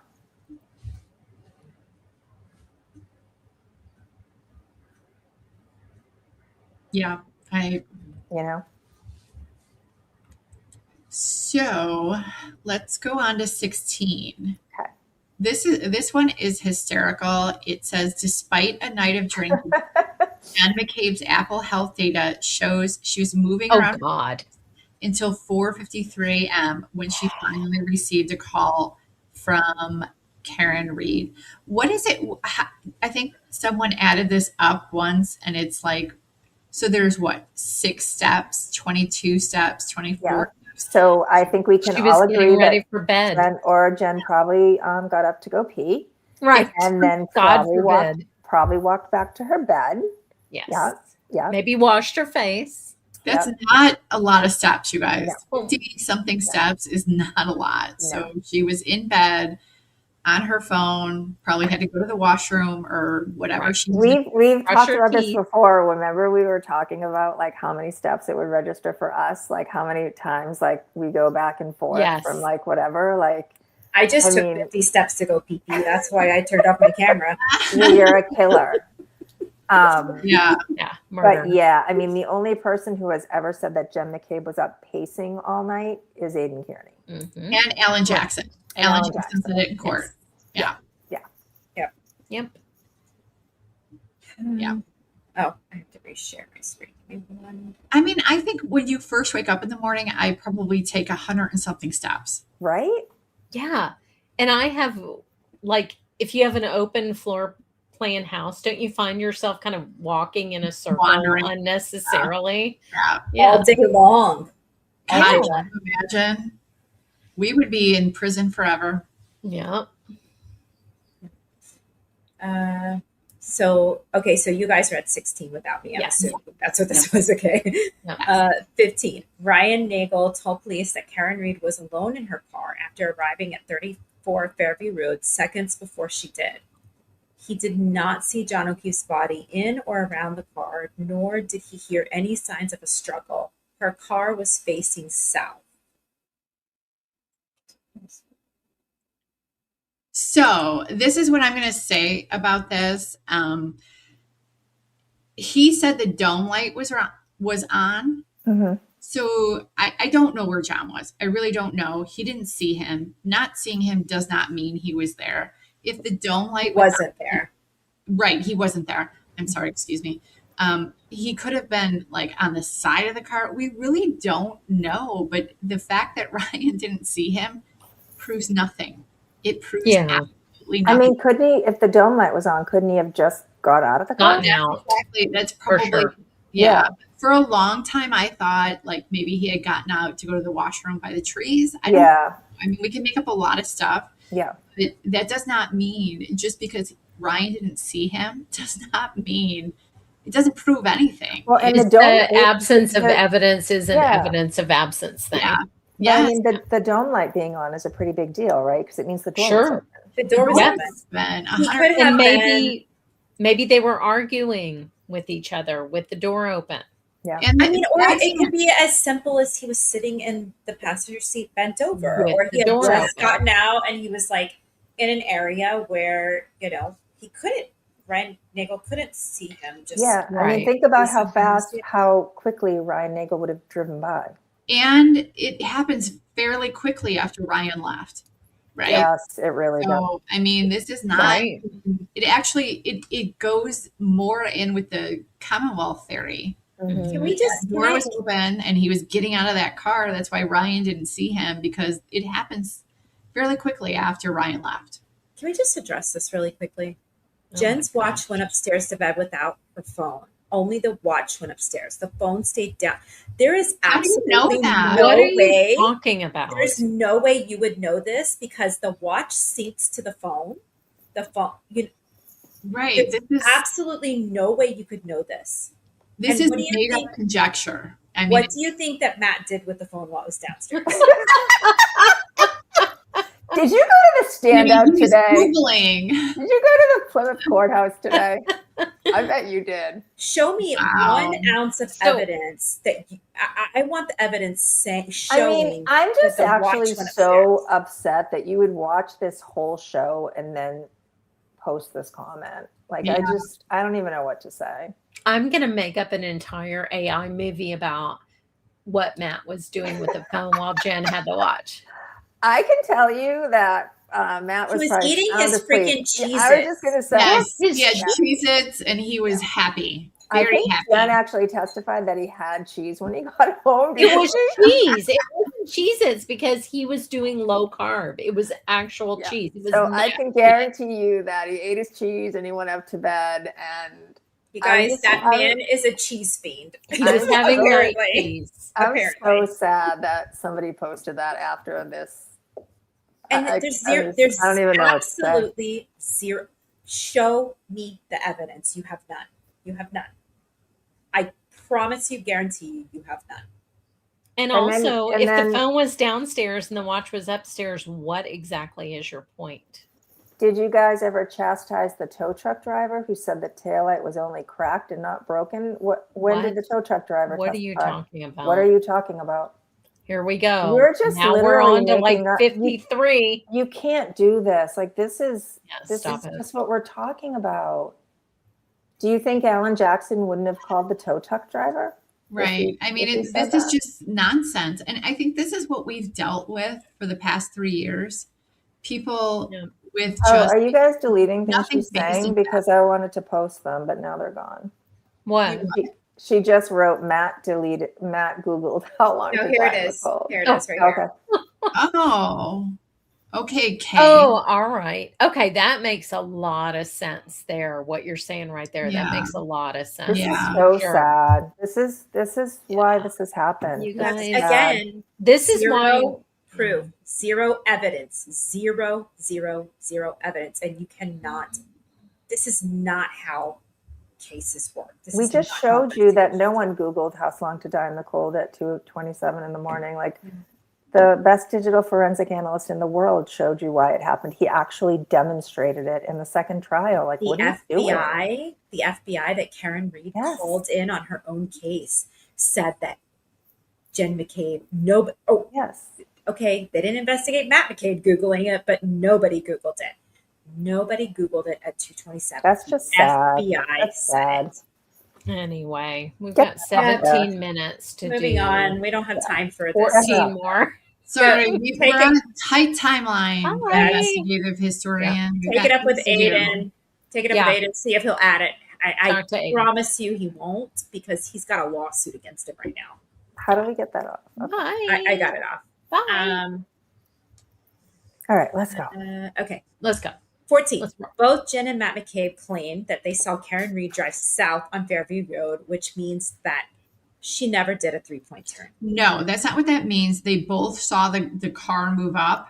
However, it was Karen Reed that said she did a 3-point turn. Well, and John's Waze shows the 3-point turn. Yeah. And remember, in her text message, she said, "But we don't need to discuss that." To Aiden. Right. She didn't word it Let's exactly move like, on. but she was like, "Let's not just talk move about on. it. Let's Let's not move talk on. about that." Yeah. And also remember, she's on film saying, I didn't reverse. Never happened. Yeah. So, anyway. And those waves in the lawn sure looked a lot, that Matt described, sure looked a lot like the waves in John's driveway when Sure Karen did. was backing out of the garage and leaving. Exactly the same. Yeah. Yep. After a night of drinking, witness Brian Higgins elected to clock into work at 1:30 a.m. at the Canton Police Department in order to have an alibi. All right, Yeah, so we have this he did not. First, I just explanation. want to say something. He did not clock in. That is so No. egregious. He used his He's key not card an to get in hourly the building. worker. Yeah. Yeah. I mean, they're and it's- acting like he punched his time clock At McDonald's. He comes with this conclusion as to why he went, to Right. create an alibi. That's ridiculous. You don't know that. That's speculative. It's not fact. But the reason why he went there was to move the cars around because of the blizzard, which is very logical and it makes a lot of sense. I get it. He said initially that he was going to do administrative tasks. Who among us has not taken their job and labeled something like As mundane they have to do as something like an administrative task? You know Especially what I mean? when your whole job is like catching bad guys, like that's your real It's job. ridiculous. That's And then administrative moving to him. cars. We have him on video moving the cars. Yes. We have him on yes. video. He is Right. moving cars on video. And Yeah. the That's what he's bag, doing. Chloe is But- not in the bag, guys. No, She's that's not. teeny weeny bit. She wouldn't fit in there. It was very. And small. also, it's not Jen McCabe dressed up like Brian Higgins No. or Brian Higgins dressed up like Brian Albert. But again, I want to call you back to Aidan Kearney's timeline because here he says he clocked into work at 1:30 a.m. Aidan Kearney up in the top, nifty 50 has already said John was already dead by 1:30. So how is that an alibi if he was already dead? I'm just asking you to explain the math. I And he think went- another huge point too is who in their right mind is going to go to a police station after committing a murder? Correct. murder- And in be their on murder video clothes. In and their murder badge in. clothes. Yeah, in your their murder clothes. clothes. In your murder clothes. Yeah. Go This to a is a police lot. station where they have all the cameras. Right. And they know who you Really are. The smartest, I've said this since day one. They want you to believe they are the smartest, dumbest people alive. I know. It's very confusing. 12. I almost said 12 again. 2 minutes of footage from the Canton Library are missing. Oh my God. From the exact time Karen Reed would have driven by, 12:37. It's motion activated, so that's not The true. Canton Library is in on it. Commonwealth has no explanation. I have an explanation because I have a Ring video. It's motion, you know what I mean? It's the same thing. It's motion Correct. activated. And this is 100% Karen. Karen pushed this. This came out of Karen's mouth. Yeah. And Karen knows what route she took.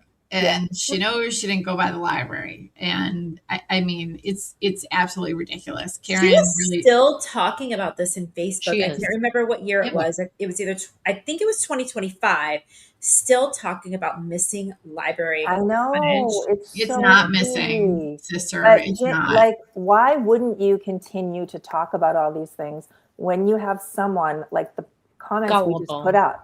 Like, Yeah. why wouldn't you keep saying all this nonsense? Yeah. Because people believe it. Right. Feed them. Yep. Yep.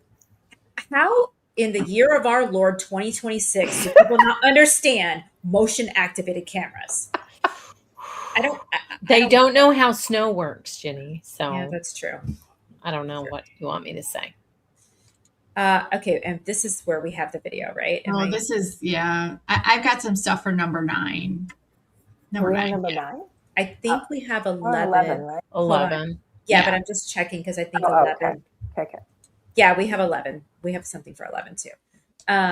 Jen McCabe claims that she saw Karen Reed leave at 12:45, which could easily be disproven with camera footage from the hundreds of homes Reed would have passed by on her way home, as well as the Canton MBTA station.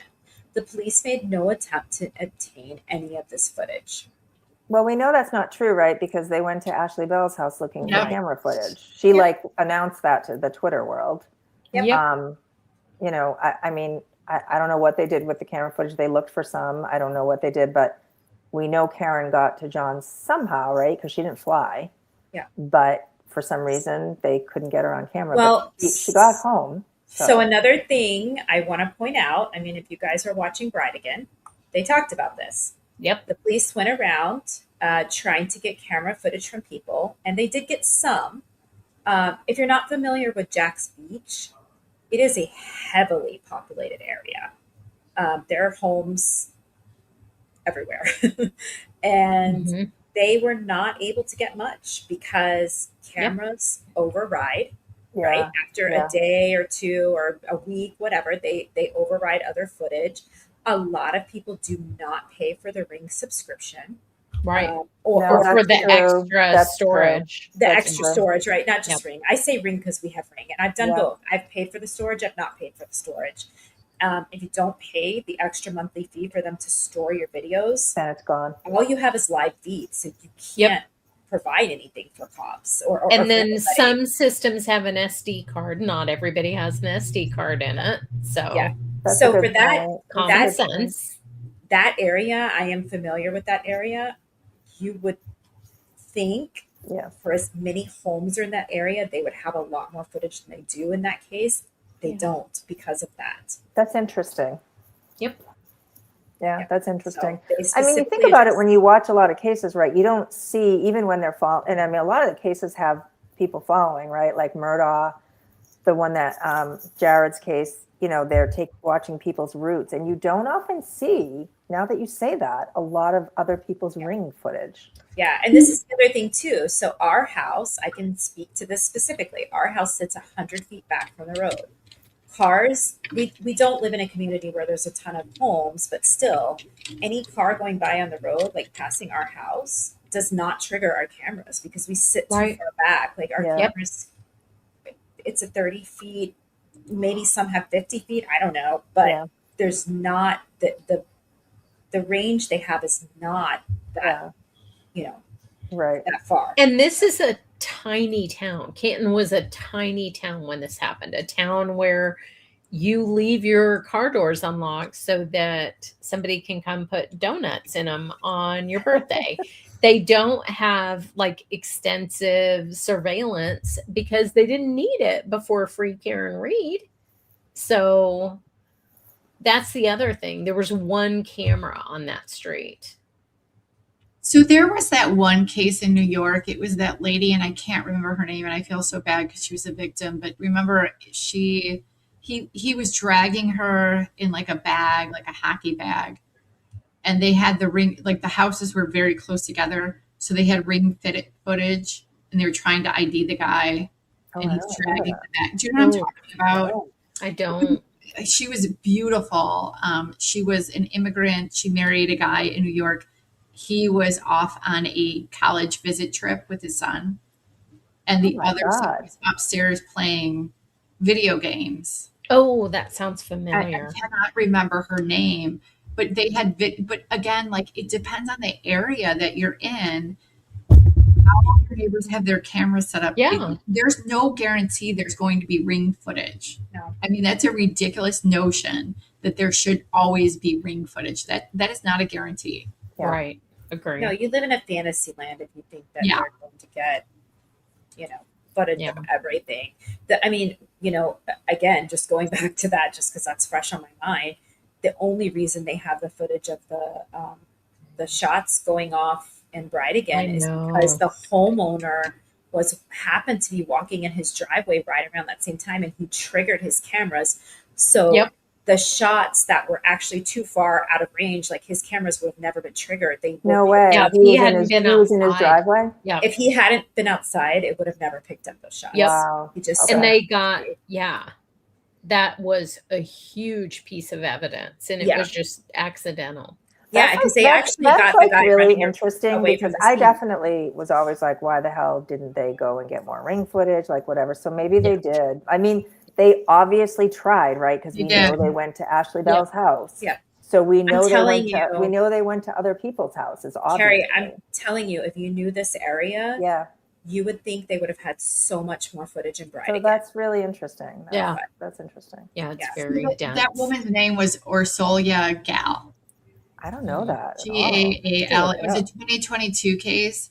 You probably don't know about it because there was a plea deal and the husband was like, and I think because of the teenage boys, he was admitting he was guilty. And so they took a plea deal with him to save the boys from probably the trial because they had actually taken the son out of the house in handcuffs. And I think he was like 13.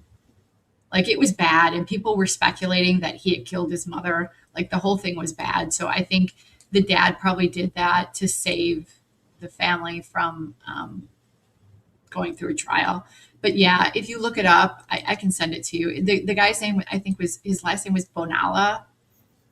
I don't know if it was David was his first name, but yeah. And most of the stories show the footage, the ring footage of him like carrying the bag. But again, you can't guarantee in every case you're going to get that. Right. You know what I mean? Like that's a fallacy to think that it should exist in every case. Yep. Are we on 9? 10. We are on 9. I've got some stuff in my Dropbox for this. Oh, wait. Did I show the 11? Did I show 11? No, I didn't, did I? Oh, maybe not. I thought we were on 10. Sorry. No, I think we are on 11, but I don't think I showed the video. Hold on. Sorry. Okay. Sorry. We started talking.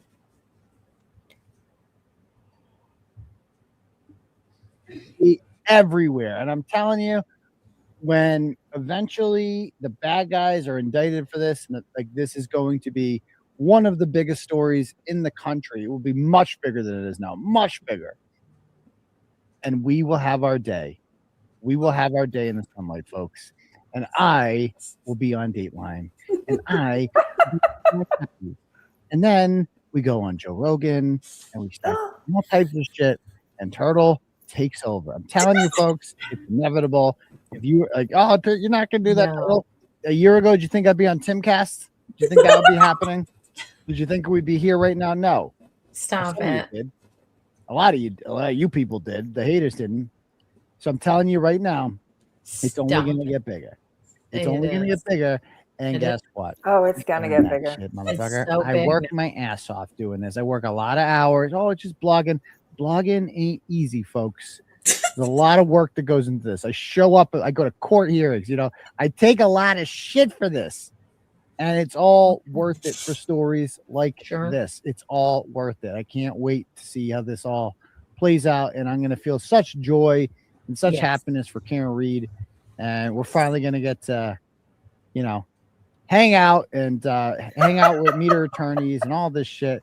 And we can finally put that whole curtain that's kind of between us right now and inability to really communicate effectively in order to report this in the best way that we can.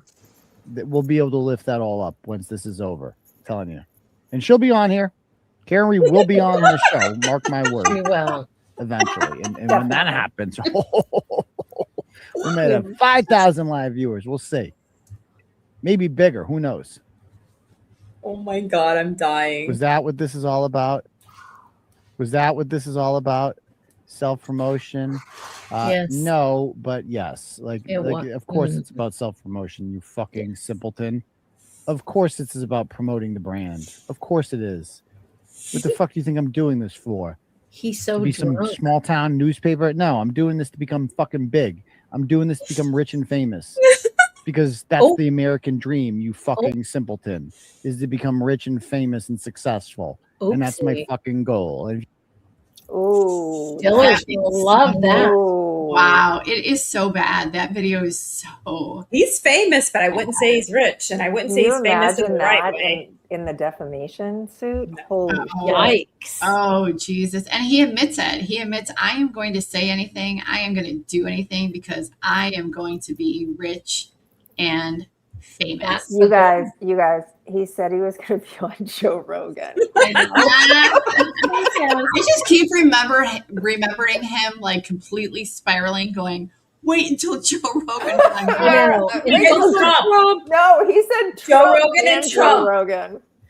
But here's the thing you need to remember is that all serious journalists, like you remember Tom Brokaw or Dan Rather, whoever, they always got on their broadcast completely drunk out of their minds. So he's got that going for him. You guys, not even Karen went on his show. I can't believe he said that was so sad. I mean, he kept her out of jail and she was like, I'm done with No. you. She was like, peace, bro. She was. She was like, I mean, she thanked. Do you remember Howie Carr asked if she had anyone to thank, and she said, "You, Howie." I know. Like, what? What? Yikes. Yes, we do need to replay this every single day. This is freaking hilarious. Yeah. Every morning we need to post this video. That video is insane. Oh my That's God. insane. How do I not remember that? I don't either, but I'm dying. That's hilarious. Well, the craziest thing, you guys, is that video is from the show he did for this article. Oh, no way. That's why you saw it. Oh, did Yes. you remember it when you saw it?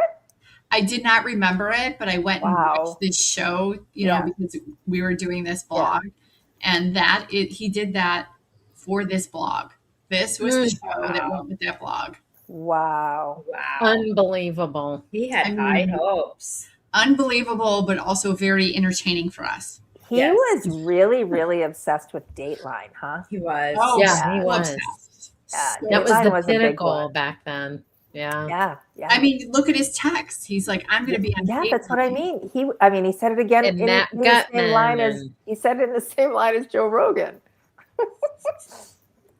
Has Joe Rogan found out about Timcast yet? I bet he's so mad. He's so mad. He's got to be so mad about Timcast. And They so are is, writing so a is letter Donald. to the senator. Donald must be pissed. Donald Yeah. is so mad. So, So mad. mad. As soon as he handles the gas prices, he's definitely going to address it.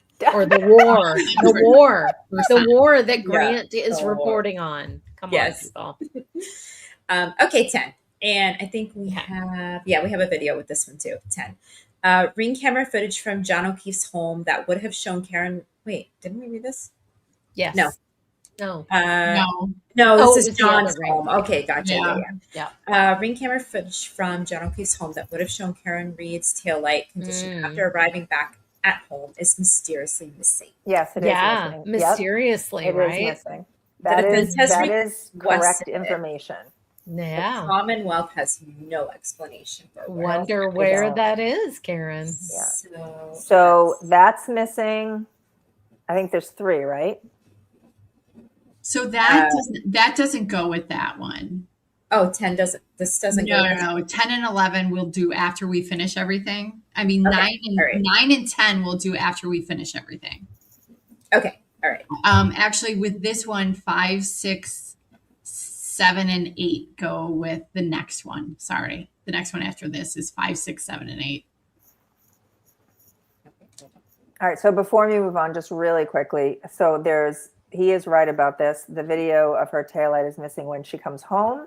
It's missing when she shows Kerry Roberts and Jen McCabe the broken taillight.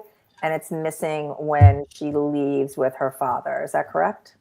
That last time Yes. too? Yep. Yes. So yes, there's 3 ring videos missing, all that would have shown Karen Reed's taillight.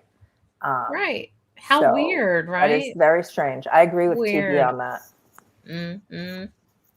Mm-hmm. Okay, so Julie, you tell me when to play what, because you have yours numbered a little differently. Yeah, I am so sorry. So No, it's fine. So you can read the next one about what he's claiming. Mike Tyson.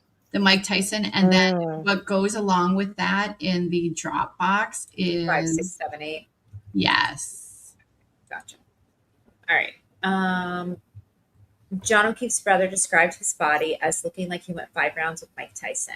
Brian Albert is a known fighter and recently assaulted a BPD officer named Eddie Hernandez at a Christmas party. And so before we start with the media that goes along with this, Karen took this footage that you can see on the screen. That was from a reality show that Brian Albert was on. What was it? Boston's Finest. Boston's Finest. Yep. You guys know what reality TV is all about. It's not necessarily the truth. This footage is from Brian practicing for a charity fight. Brian was not a trained boxer. That is an absolute fallacy that Karen put out into the world because Karen saw this footage. But as far as the Tyson thing, that the defense tried to attribute that to Paul O'Keefe. Paul O'Keefe never said it. So we've got some media to go along with this. Somebody being hit by a car, I would submit, does not look like they had been punched out by Mike Tyson. And the victim here looked like he had been punched out by Mike Tyson. And so the other thing I want to say about this is Paul never said that. Karen claimed that he did. The defense went along with it. We have a text of David Yannetti saying he purposefully said that it looked like he went rounds with Tyson to get to Paul. That's really freaking gross. Yep. What is wrong with him? Again, they targeted Paul so hard. It makes me so mad. It's really bad. It's disgusting. Her only remaining child. Yep. This is the next one, right? Hold on. Let me take a look. So this is... Yes. Okay. All right. Yeah. You can go ahead and do that because, yeah. It's 6 Aidan, Brian Albert. Yeah. Yeah. Okay. Boston cop calls him out. And that's all 95% of Boston cops think about this, because Boston cops know that Brian Albert's a piece of shit. He is not well liked in the Boston Police Department. He is known to be dirty. And like, he assaulted a guy by the name of Eddie Hernandez at a Christmas function a couple years back. Christmas function. He's beating up other cops. The dude is a piece of shit, and he thinks that he's King Dick around the Boston Police Department. And he's certainly not above putting his hands on John O'Keefe. Let's put it that way.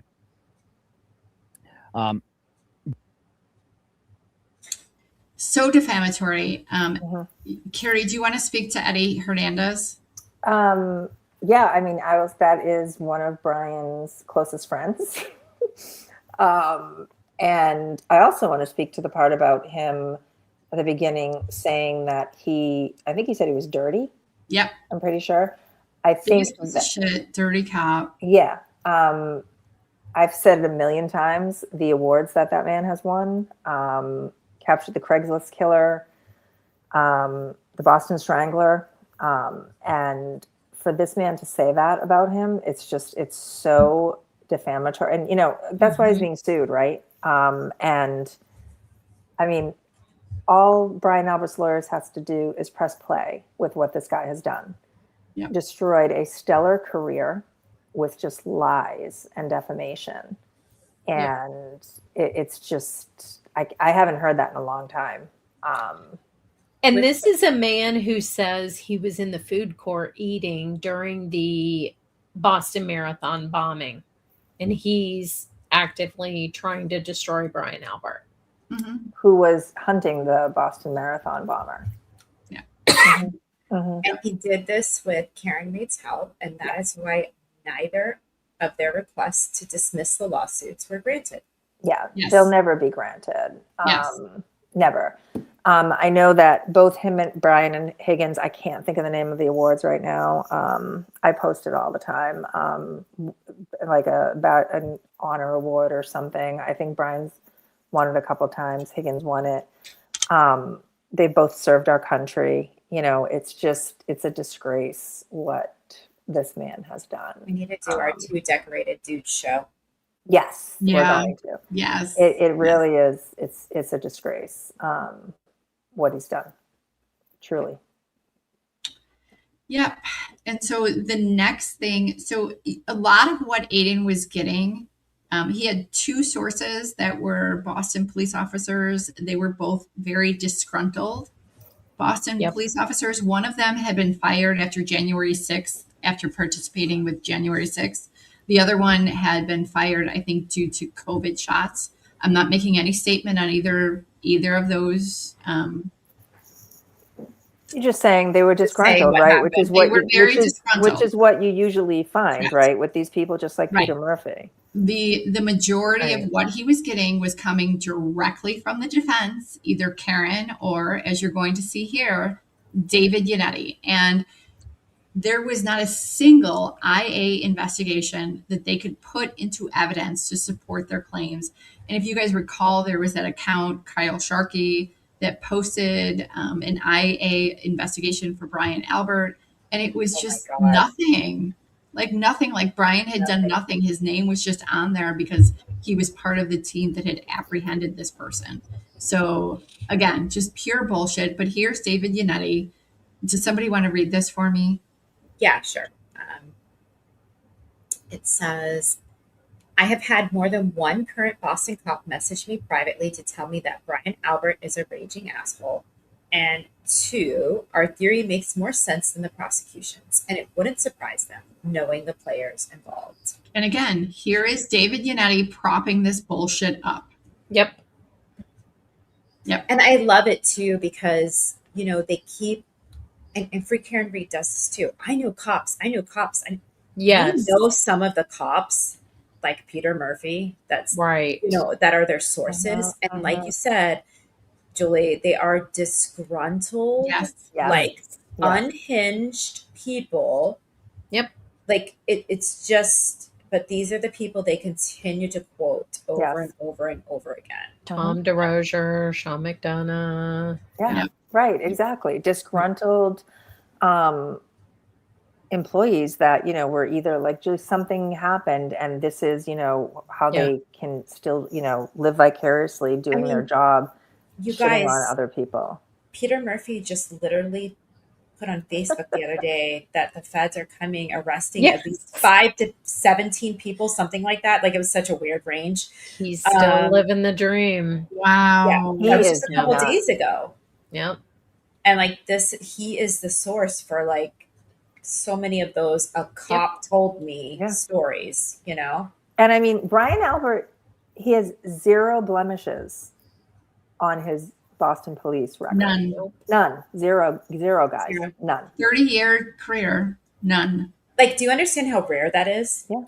Yeah, no kidding. And I love how they're always saying that, during this time that he was a boxer. And I think, if I remember correctly, we had done something on them where we looked up and his last charity boxing event was like 2003 or something. Long time ago. Yeah, I think y'all saw him on the stand when he testified, right? Did he look like a boxer? No. Right?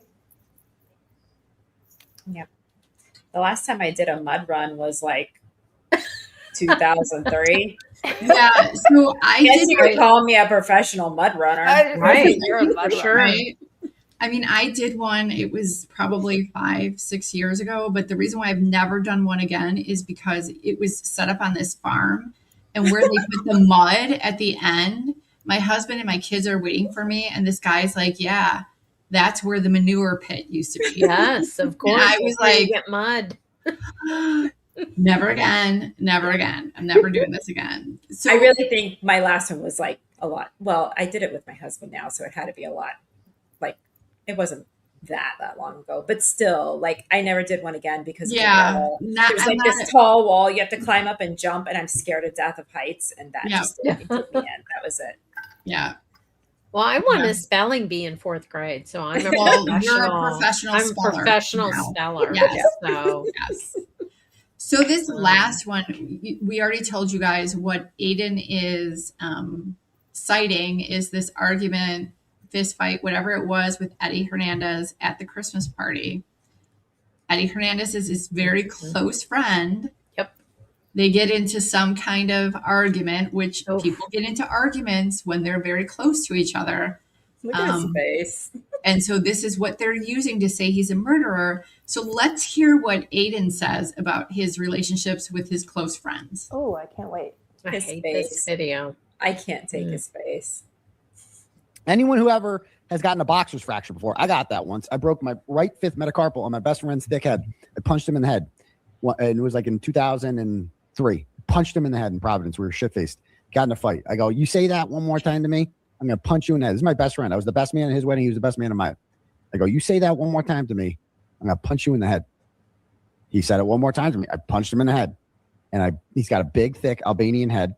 And my right fifth metacarpal was shattered. And boy, Wow. So it's yeah. okay. Oh, okay. So we've got racism, xenophobia, But I mean, it's all wrapped up in there. So it's almost like it's a guy thing to kind of almost go at each almost other, like right, playing grab ass at the bar. Yep. Almost like you get into an argument with your best friend and you punch him in the head because you told him to stop saying what he was saying. Like these are not abnormal things. So once again, it's okay for Free Karen Reed / Aidan, but not okay if Brian Albert and his best buddy also get into a little scuffle. Right. Yep. Oh, wait, is there more to that one, Julie, or no? Is that I think that's it. I think we've got everything. Yeah. Okay. All right. 8. Colin Albert didn't like John O'Keefe, made several videos threatening to beat and or kill. Oh, this is what? It's really bad. Yeah. So really bad. It's so bad. Threatening to beat and or kill people, and had scars on his knuckles 4 weeks later on images posted on social media. Okay. Wow, that's bad. Yeah.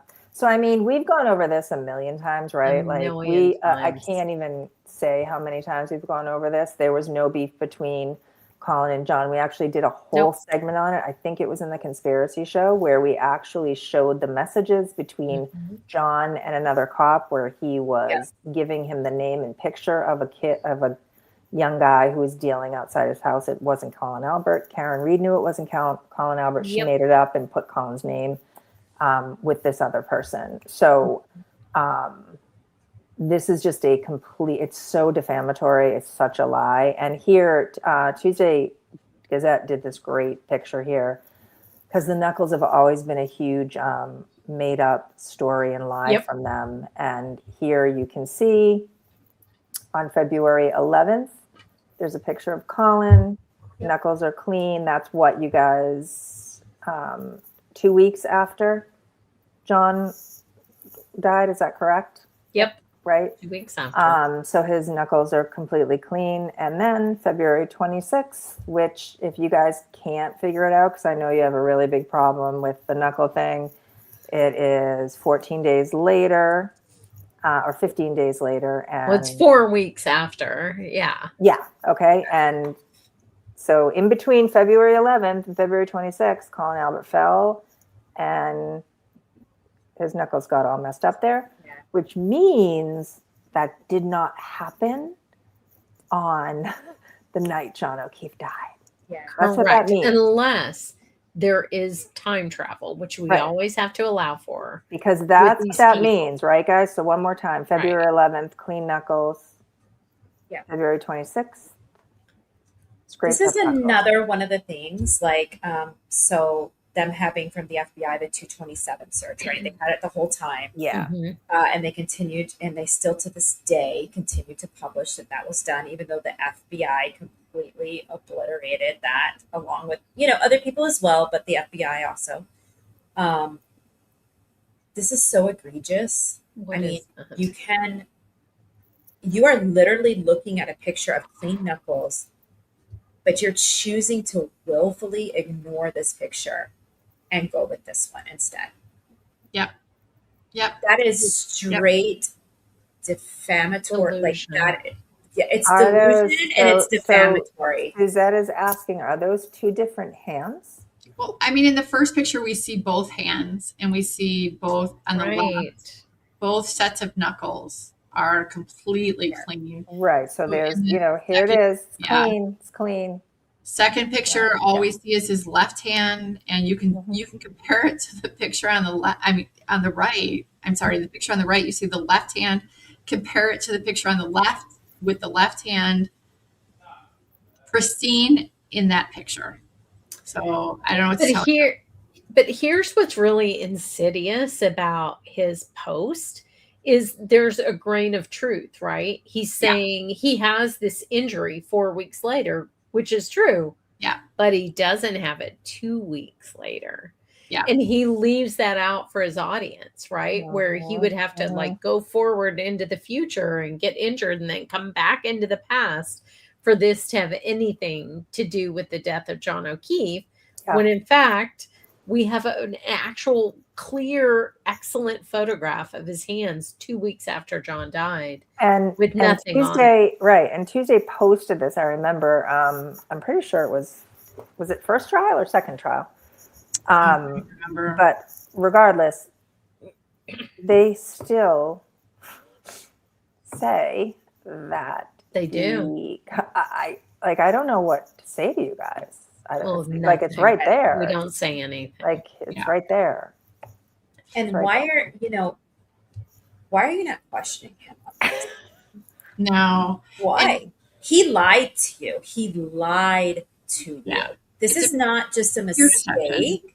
This isn't a mistake. He lied to you, just like he lied about the 227 search. Karen had that information from the FBI. Aidan had it.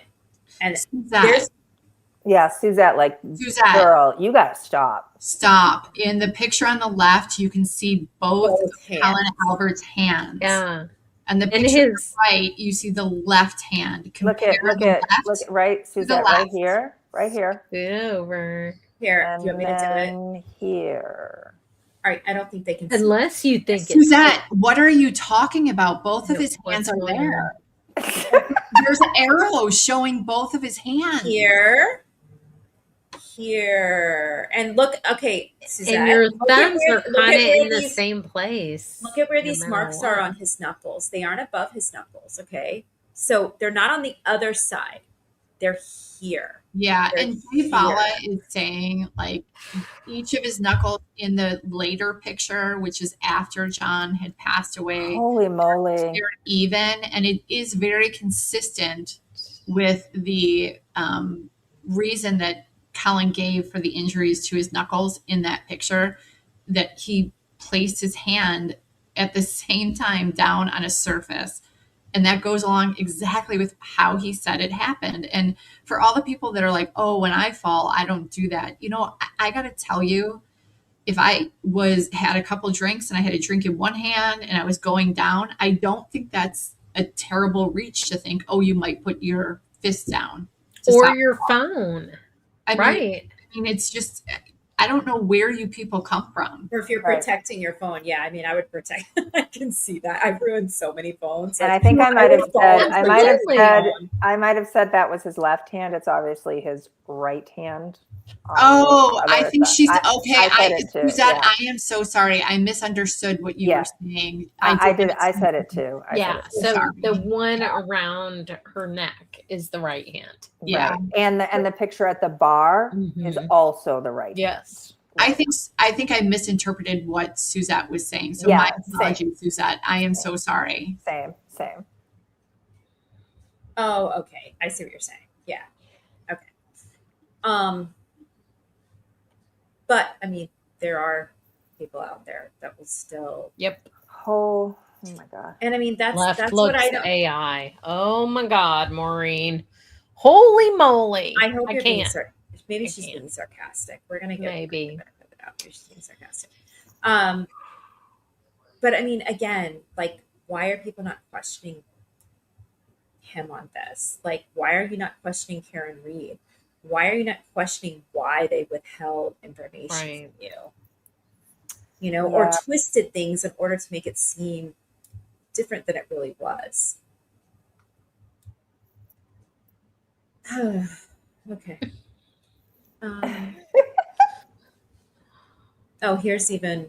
Here's more pictures. All right, so 7. And somebody tell me if we have video, whatever, on this. No, unless Carrie does, I do not. No. Okay. Brian Albert, a trained first responder, never came outside after Jen McCabe called his wife at 6:07 and 6:08, alerting them that a dead Boston cop was found on his front lawn. McCabe then deleted those phone calls and has no explanation for why she did that. Okay, he was sleeping, number one. The calls at 6:07 and 6:08 were not answered. Nicole did not answer them. Jen did not delete them. That was a system function. So this entire point is just nonsense. It is taking certain information that may be true if you look at it in one light, but when you have all the information, it's a very different picture. Right. And Ian Whiffen testified that Jen McCabe did not delete anything off her phone. It was not user deleted. Yeah. So it wasn't. I mean, he testified to that. And so did Jessica Hyde. I just want to go back really quickly and just say, if there's anybody we're jumping at, and you guys are being sarcastic or whatever, or we're misunderstanding you, we truly apologize. Truly. Yes. It's just, and many of you know, this is day in, day out. We deal with insanity. So sometimes it's hard to differentiate when somebody's joking or being sarcastic. Your automatic reaction is to just jump at it. Yeah. So we really apologize. But if you're not, we don't apologize. If you're not, if you're not, we absolutely do not apologize. No apologies. But I am truly sorry. If I misinterpreted, I am so sorry. Yeah, we all are. It's easy to do. And also, if we have you blocked and we don't mean to have you blocked, just message me like you guys have been doing. But also, if you deserve the block, stay blocked. Okay, 6. Despite the fact that a body was found on the property, 34 Fairview Road was never searched, and the area where O'Keefe's body was discovered was not sectioned off and treated like a crime scene. So there is a quick video labeled 6. Okay. Throughout the day, gawkers contaminated. Oh my god! Oh my god! We were having we were having a blizzard. There were no gawkers. What gawkers contaminated. He is talking about the media that eventually gathered. I think. Because remember, the media was there when the CERT team was there. And that's how we know that no one was sneaking into the scene with taillight pieces, because there was media there. Oh my God. Okay, hold on. There were no gawkers. Insane. Oh, yeah. Share this instead. Was the crime scene tape holding up at all? No, it was not. It was blowing wildly in the wind. And at one point, it was actually blowing in. It was triangular, and it was actually blowing into the crime scene. Was the tape helping at all? No, it was not. Was there any use putting a tent up at that point? No, there wasn't, not due to the high winds. Did you learn whether any of the officers had, at any point before you got there, gone into Fairview Road? Yes. Who did you learn went into Fairview Road? Both Sergeant Good and Detective Sergeant Light went into Fairview Road. When you went into the house, what part of the house did you go into? I went into the room. It's adjacent to the kitchen, and I stood there with Brian Albert. Can you describe what kind of room that would be? Yeah, it was just a typical family room type room. It was not large. It was between the garage and the kitchen. You met with Brian Albert? Brian Albert answered the door and let us into the house. Did you understand what his relationship was to that house? He was the homeowner. Did Sergeant Lank walk in with you? He did. Did he stay in that living area? No, he went to the kitchen area and. So that's a lie. Mm-hmm. So he just explained all of that. There was a blizzard out, so you can't put crime scene tape up when there's, I forget how fast the wind was that night, but we had crazy winds.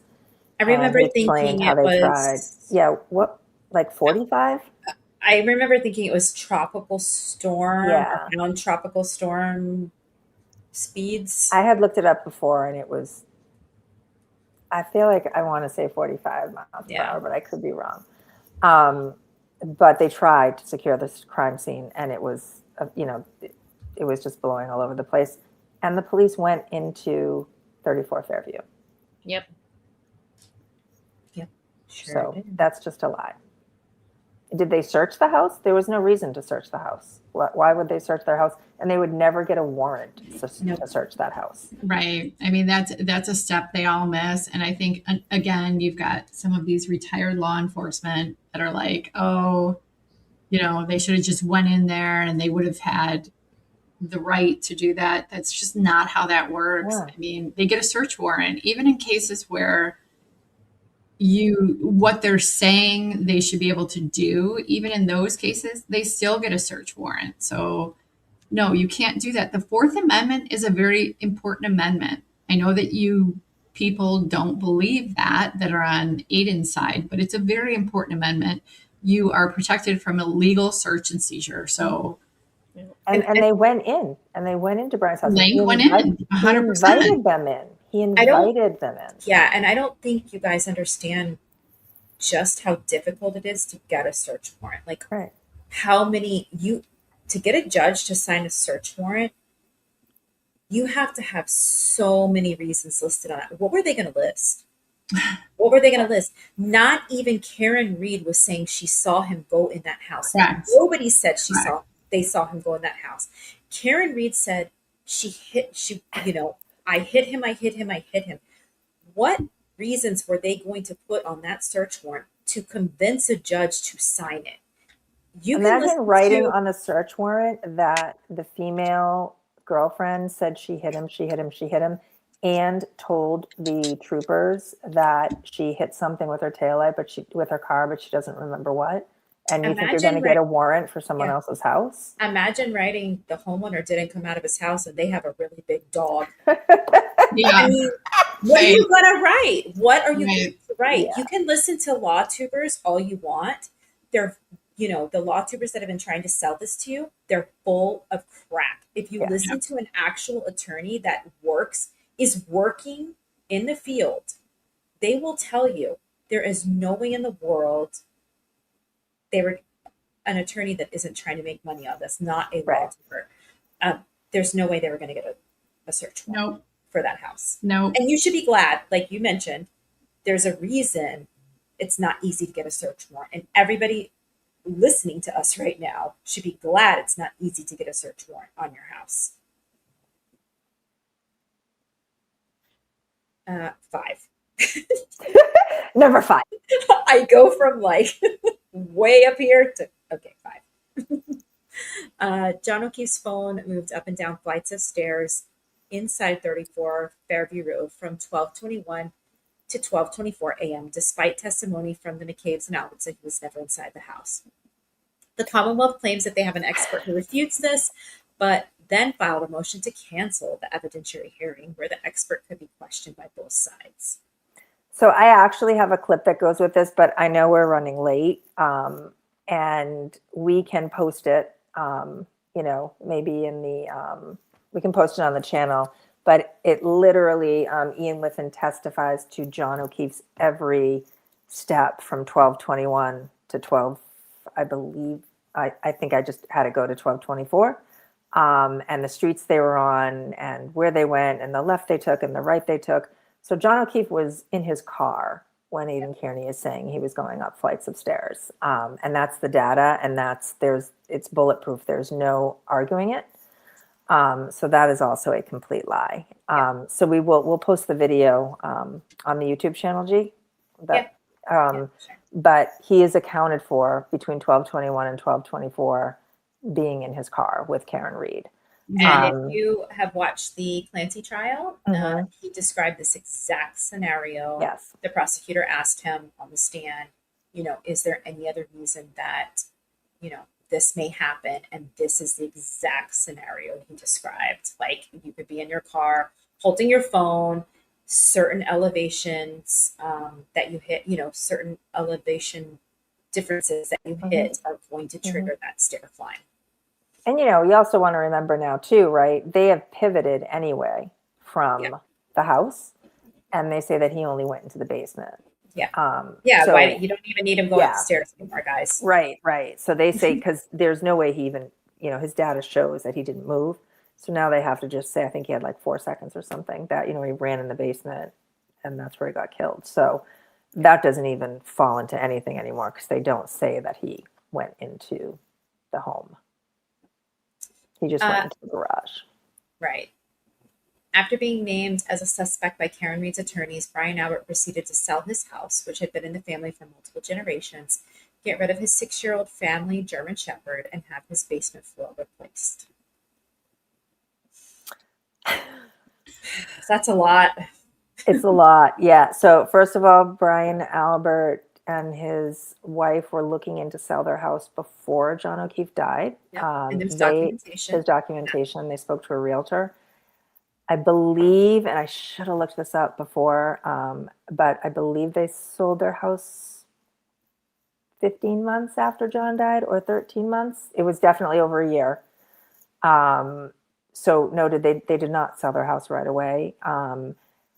And I always want to say with this, who in God's name sells their house if they committed a murder in it? No one would, because then you have no control over it, right? So anybody can get in and take any kind of like. I mean, you guys, can you just think about that for a second? Who would No. sell their house if you, and please. You give up your rights. Especially a cop. A cop would know that. A cop would be like, we have to stay here. Yep.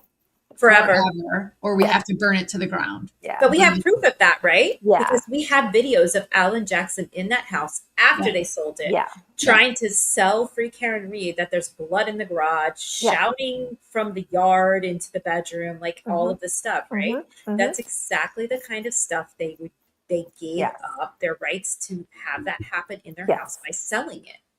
And I just looked at my notes. It was 15 months after John died. So if you think that's soon after John died, it's a year. There's no way. No way. Yeah. So, and then the dog, as far as the dog, you know what, you guys, liability claims are very expensive, right? So you only have so much coverage with your homeowners, and then you can be sued personally. I have dogs. If I had a dog that was very reactive and was attacking my neighbors, no matter how much I love that dog, I would have to find another place for the dog where it wasn't going to be put in those situations. So this is a ridiculous notion that they gave up. Again, they're not going to give up the dog. Like that's ridiculous. You guys, stop it. Right. And the dog, and the dog was dog aggressive.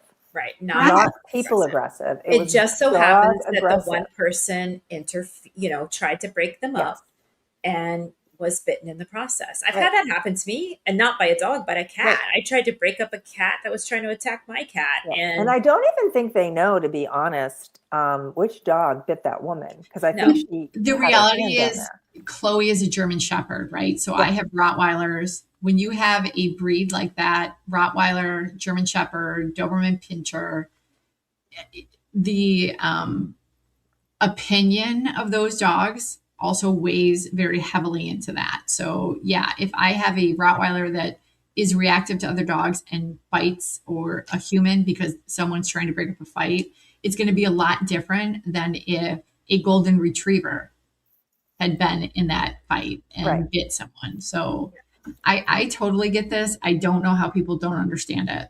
Right. No, and like you said, Julie, a lot of times with homeowners insurance policies, and even like if you have like an umbrella liability policy, they will cover one dog bite. Right. And then you're on your own.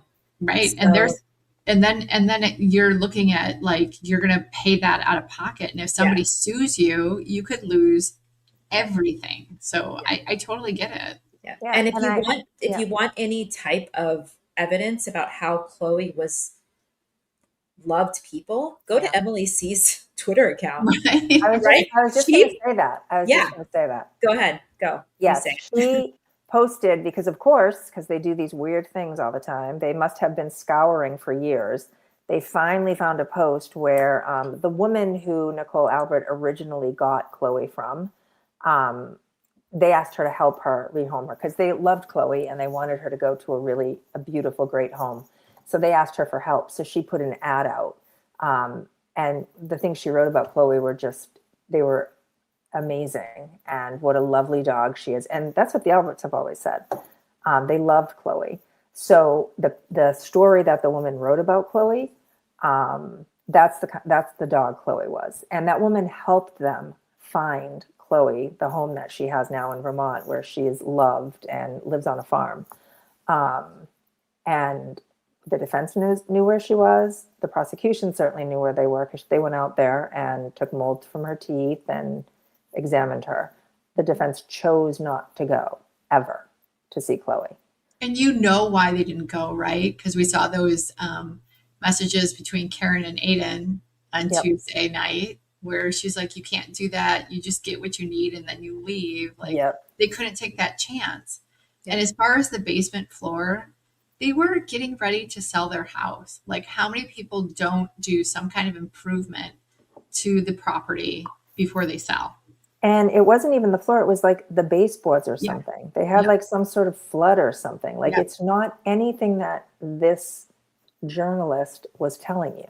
Something you would have to fix before you sell. Right. I mean, you can negotiate down whatever. You can negotiate repairs, whatever. But who wouldn't fix it if they could before you go to sell? And it doesn't even matter now because nothing happened in the basement. The defense says it happened in the garage. Right. Well, now it's the garage. Yeah. And his location data, he couldn't have been in the basement. Couldn't have been there. Right. So it's mute. It's moot, not mute. Moot point. Yep. 3, John O'Keefe's phone was discovered underneath his body, indicating that it had been planted there. This is outrageous. It's absolutely. He was running out of things, clearly. The phone stopped moving at 12:31 a.m. after ascending and descending stairs minutes earlier, then began moving again after police found his body. Well, I mean, okay, first of all, you cannot come to the conclusion that because the phone was underneath him, it was planted there or whatever he said. Like that's a wild leap. That's wild, just a right? leap. Right. That's ridiculous. As far as what did he say? The stairs, we already talked about how that happened. He was not going up and down stairs. And then for it to be moving after he was found, yes, somebody found the phone, picked it up, and the phone is leaked. You know what I mean? This is ridiculous. Yeah, and number 3. Yeah. And it's a leap. There's no evidence to that. You know what I mean? Like he's telling you this, he's telling you to believe it, but what evidence is he giving you? None. To show you why you should believe it. Nothing. Yeah, nothing. 2, I don't even want to show those on the screen. Yeah, I don't want to show them either. Yeah. So 2 is John O'Keefe had a lateral gash in the back of his head, which supposedly was caused by a car going 5 to 10 miles, 5 to 10 mile per hour in reverse after landing on snowy grass. Yeah. I mean, we've addressed this. This is the second time he's putting that in there.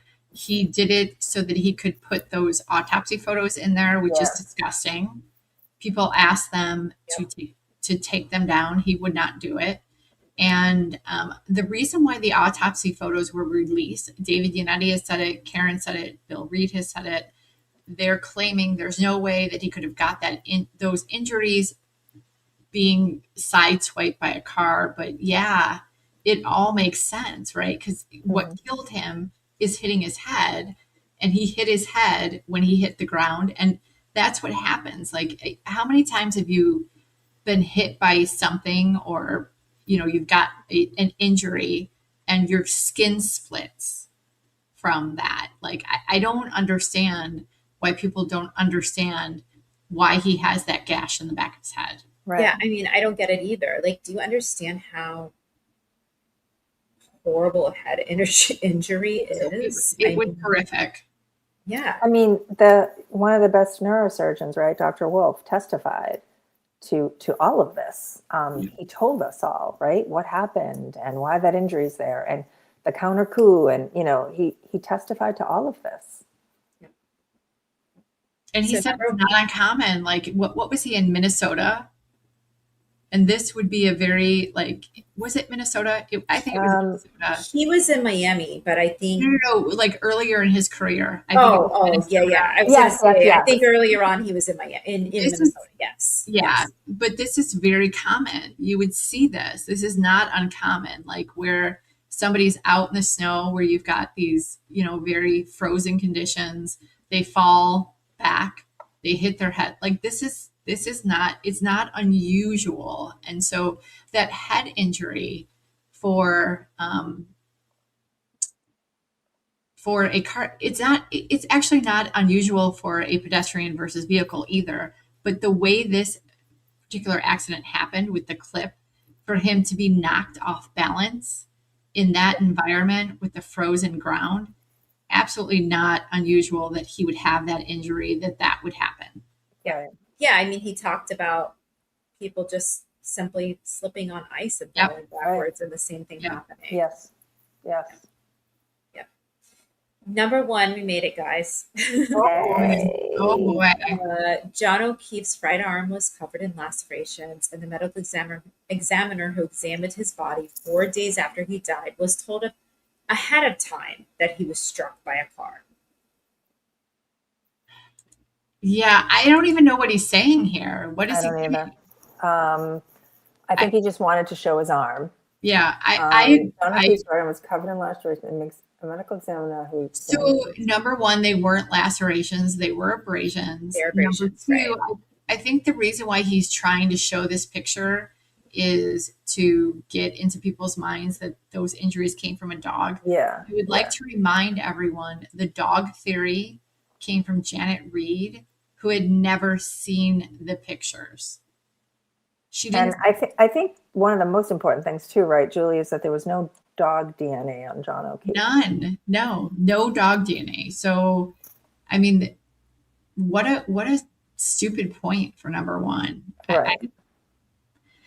We do have with this show that he did with this article. Look at Alan's face. I was just about to say, look at all their faces. Actually, please look at TV's face. Look at these dudes. Yeah, and what is he wearing? These ding dongs. Yeah. Look who's next to him.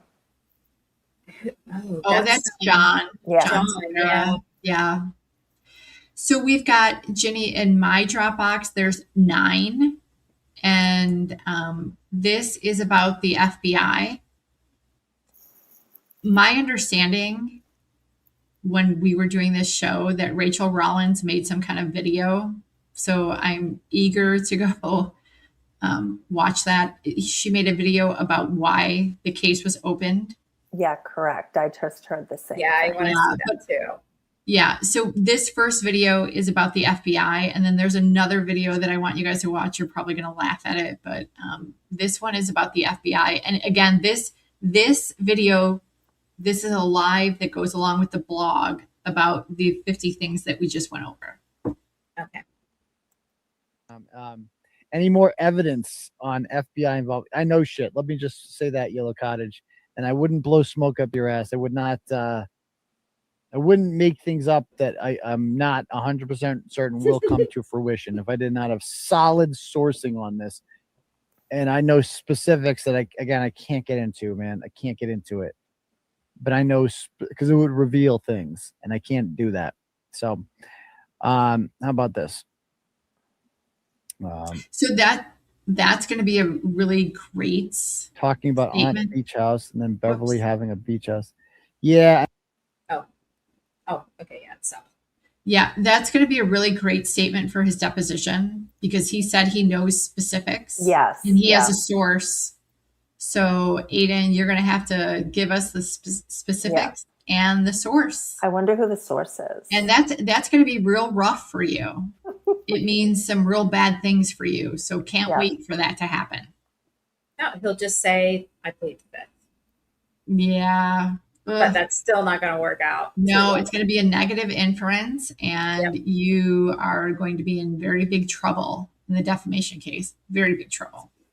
Yep. So this next one is Aidan in his fantasy world talking about who is going to jail as a result of his 50 lies.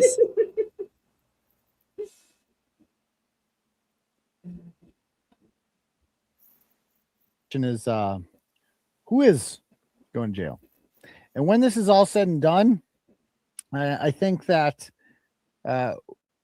people who will be looking at jail time are whoever takes the fall for being the primary assailant will probably get life in prison. I would guess that would be Brian Albert if I had to bet.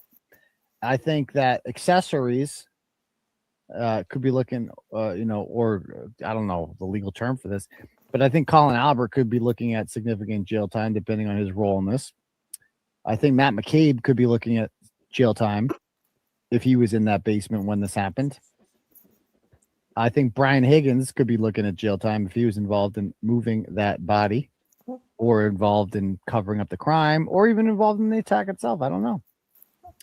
I think that Jen McCabe definitely is looking at jail time for her involvement in conspiracy. And I think a lot of these people are in serious trouble. I think that Adam Lally could be looking at jail time, if not Michael Morrissey. Oh my and I God. think that Adam Lally is going Adam to Lally jail. is going to jail. To jail. I mean, straight to jail. the nerve of him. Oh my God. Life in prison. Life in prison. Meanwhile, there's only one person facing jail time right There's now. only one person facing jail time right now. Yeah. It's that's that a guy. great point. It's that guy right there, guys. Yeah. Yeah. And Matt, I can't believe you said Matt. I'll Yeah. put What money is on he bringing Matt into this I don't know, for? but I'm telling you right now, I'm gonna put money on Matt's books for Cheez-Its. Yeah, for Cheez-Its. But I mean, he implicated those people, right? So like, he sure did. That's going to be a good one to answer to. Dude, I mean, things are bleak for Aidan Kearney. They're very bleak. It's the more, I mean, there is no defense for It's almost kind of sad, right? Looking back at how happy and confident he was in himself, knowing where he's at now. He's like different person now. He Because is. I mean, I didn't watch him back then, but like seeing the clips now and stuff from the show, I mean, it's not the same, the same vibe. No, I mean, he thought he was on top of the world right now. Yeah. He really did. Yeah. Yeah, he is wow. It's bad. It's really bad. But You guys, we did it. we did. Yay. Are we gonna play this one or Done. no? We're done. Yeah, let's play it. I think we played that one. Oh, did we? Oh, that's the rich and famous one. Yeah, we can play it again. Let's play it one more time. Okay. Let's just play it one more time. It was funny. It was so funny. be everywhere. And I'm telling you, when eventually the bad guys are indicted for this, and this is going to be one of the biggest stories in the country. It will be much bigger than it is now, much bigger. And we will have our day. We will have our day in the sunlight, folks. And I will be on Dateline. And I will be able to die happy. And then we go on Joe Rogan and we start doing all types of shit. And Turtle takes over. I'm telling you, folks, it's inevitable. If you were like, oh, you're not going to do that, Turtle. A year ago, did you think I'd be on Timcast? Did you think that would be happening? Did you think we'd be here right now? No. Well, some of you did. A lot of you people did. The haters didn't. So I'm telling you right now, it's only going to get bigger. It's only going to get bigger. And guess what? I earned that shit, motherfucker. I work my ass off doing this. I work a lot of hours. Oh, it's just blogging. Blogging ain't easy, folks. There's a lot of work that goes into this. I show up. I go to court hearings. I take a lot of shit for this. And it's all worth it for stories like this. It's all worth it. I can't wait to see how this all plays out. And I'm going to feel such joy and such happiness for Karen Reed. And we're finally going to get to, hang out with meet her attorneys and all this shit. And we can finally put that whole curtain that's kind of between us right now and inability to really communicate effectively in order to report this in the best way that we can, that we'll be able to lift that all up once this is over. I'm telling you. And she'll be on here. Karen Reed will be on this show. Mark my word. Eventually. And when that happens, we might have 5,000 live viewers. We'll see. Maybe bigger. Who knows? Was that what this is all about? Self-promotion? No, but yes. Like of course it's about self-promotion, you fucking simpleton. Of course this is about promoting the brand. Of course it is. What the fuck do you think I'm doing this for? To be some small town newspaper? No, I'm doing this to become fucking big. I'm doing this to become rich and famous. Because that's the American dream, you fucking simpleton, is to become rich and famous and successful. And that's my fucking goal. And oof.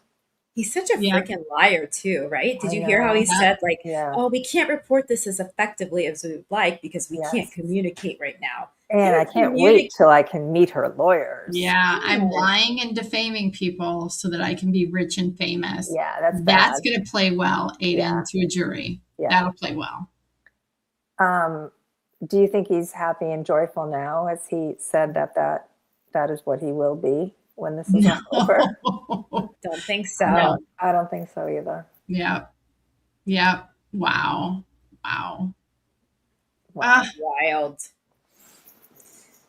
All right, guys, we got through it. I think it only took us 4 hours. Yeah, but thank you. Thank you for staying with us. I know, those of you who stayed, thank you. I think it was really important to debunk that because Lydia didn't even stay with us that I know, Lydia didn't even make it.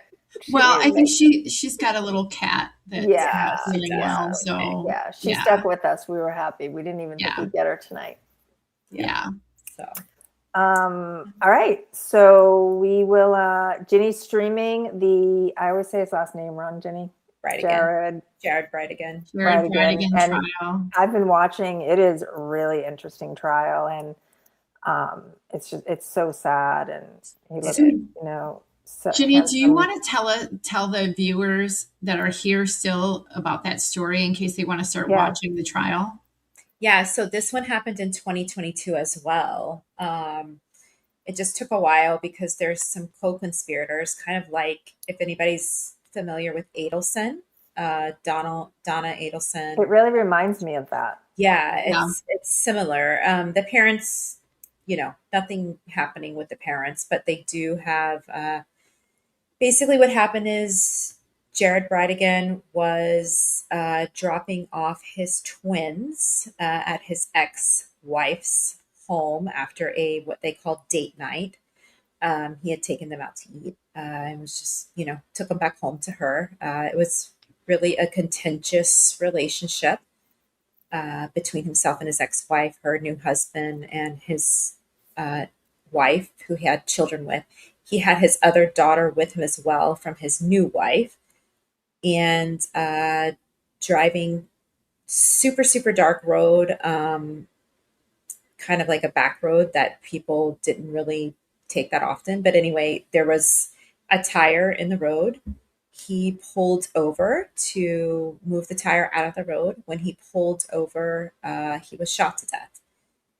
When they shot him, a bullet also went through the car and came within inches of killing his 2-year-old or hitting his 2-year-old daughter as well. Thankfully, it did not. But he was dead. When the police got to the scene, he was already dead.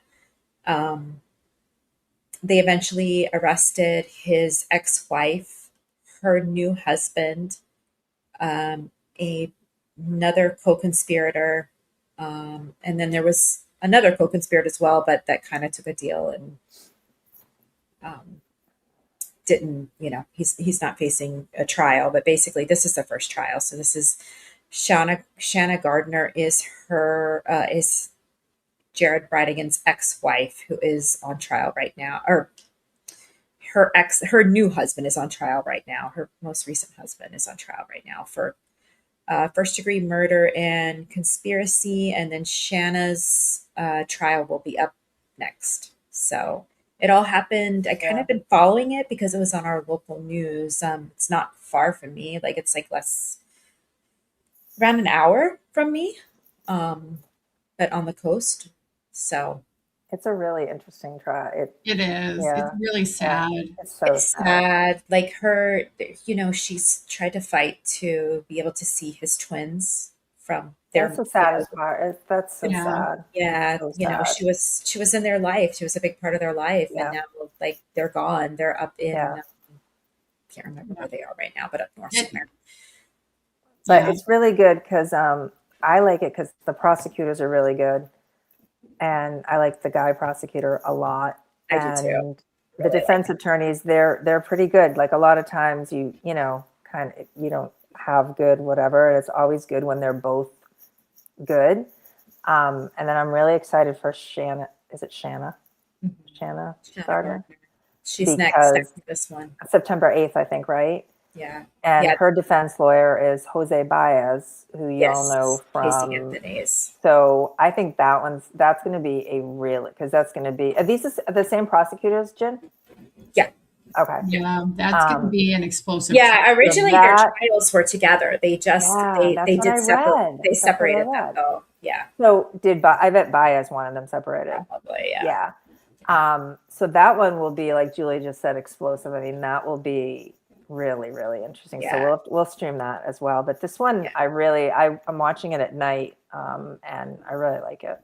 Yeah, it's not that I like it, but if you it's want interesting. to see how different a trial runs from Massachusetts, I would suggest watching it. This judge is such a badass. Judge Kite is great. She's so great. And it's funny because Jenny first told me when we started watching it that she takes a break every hour for the jurors. But the crazy thing is, it literally lasts like 5 minutes or 10 minutes. And she is like, boom, boom, like right on time. Court starts, I think they went today to like, what, 5:30 or something? My God, they went to 6. And I was like, Did they they've go to got to 6? end. They've got to end. Yeah, it's just like, that's what any trial I watch is usually like. You know, even I'm watching, you know, Lindsay Clancy trial and even the Karen Reed trial. They end at 3. Sorry, that's my dog's medicine. But this is, like Jenny said, like a real court, you know, real trial is usually like. It's just a very different experience than. It's not starting at 9:50 and ending at having lunch for an hour and 45 minutes and then ending at 3.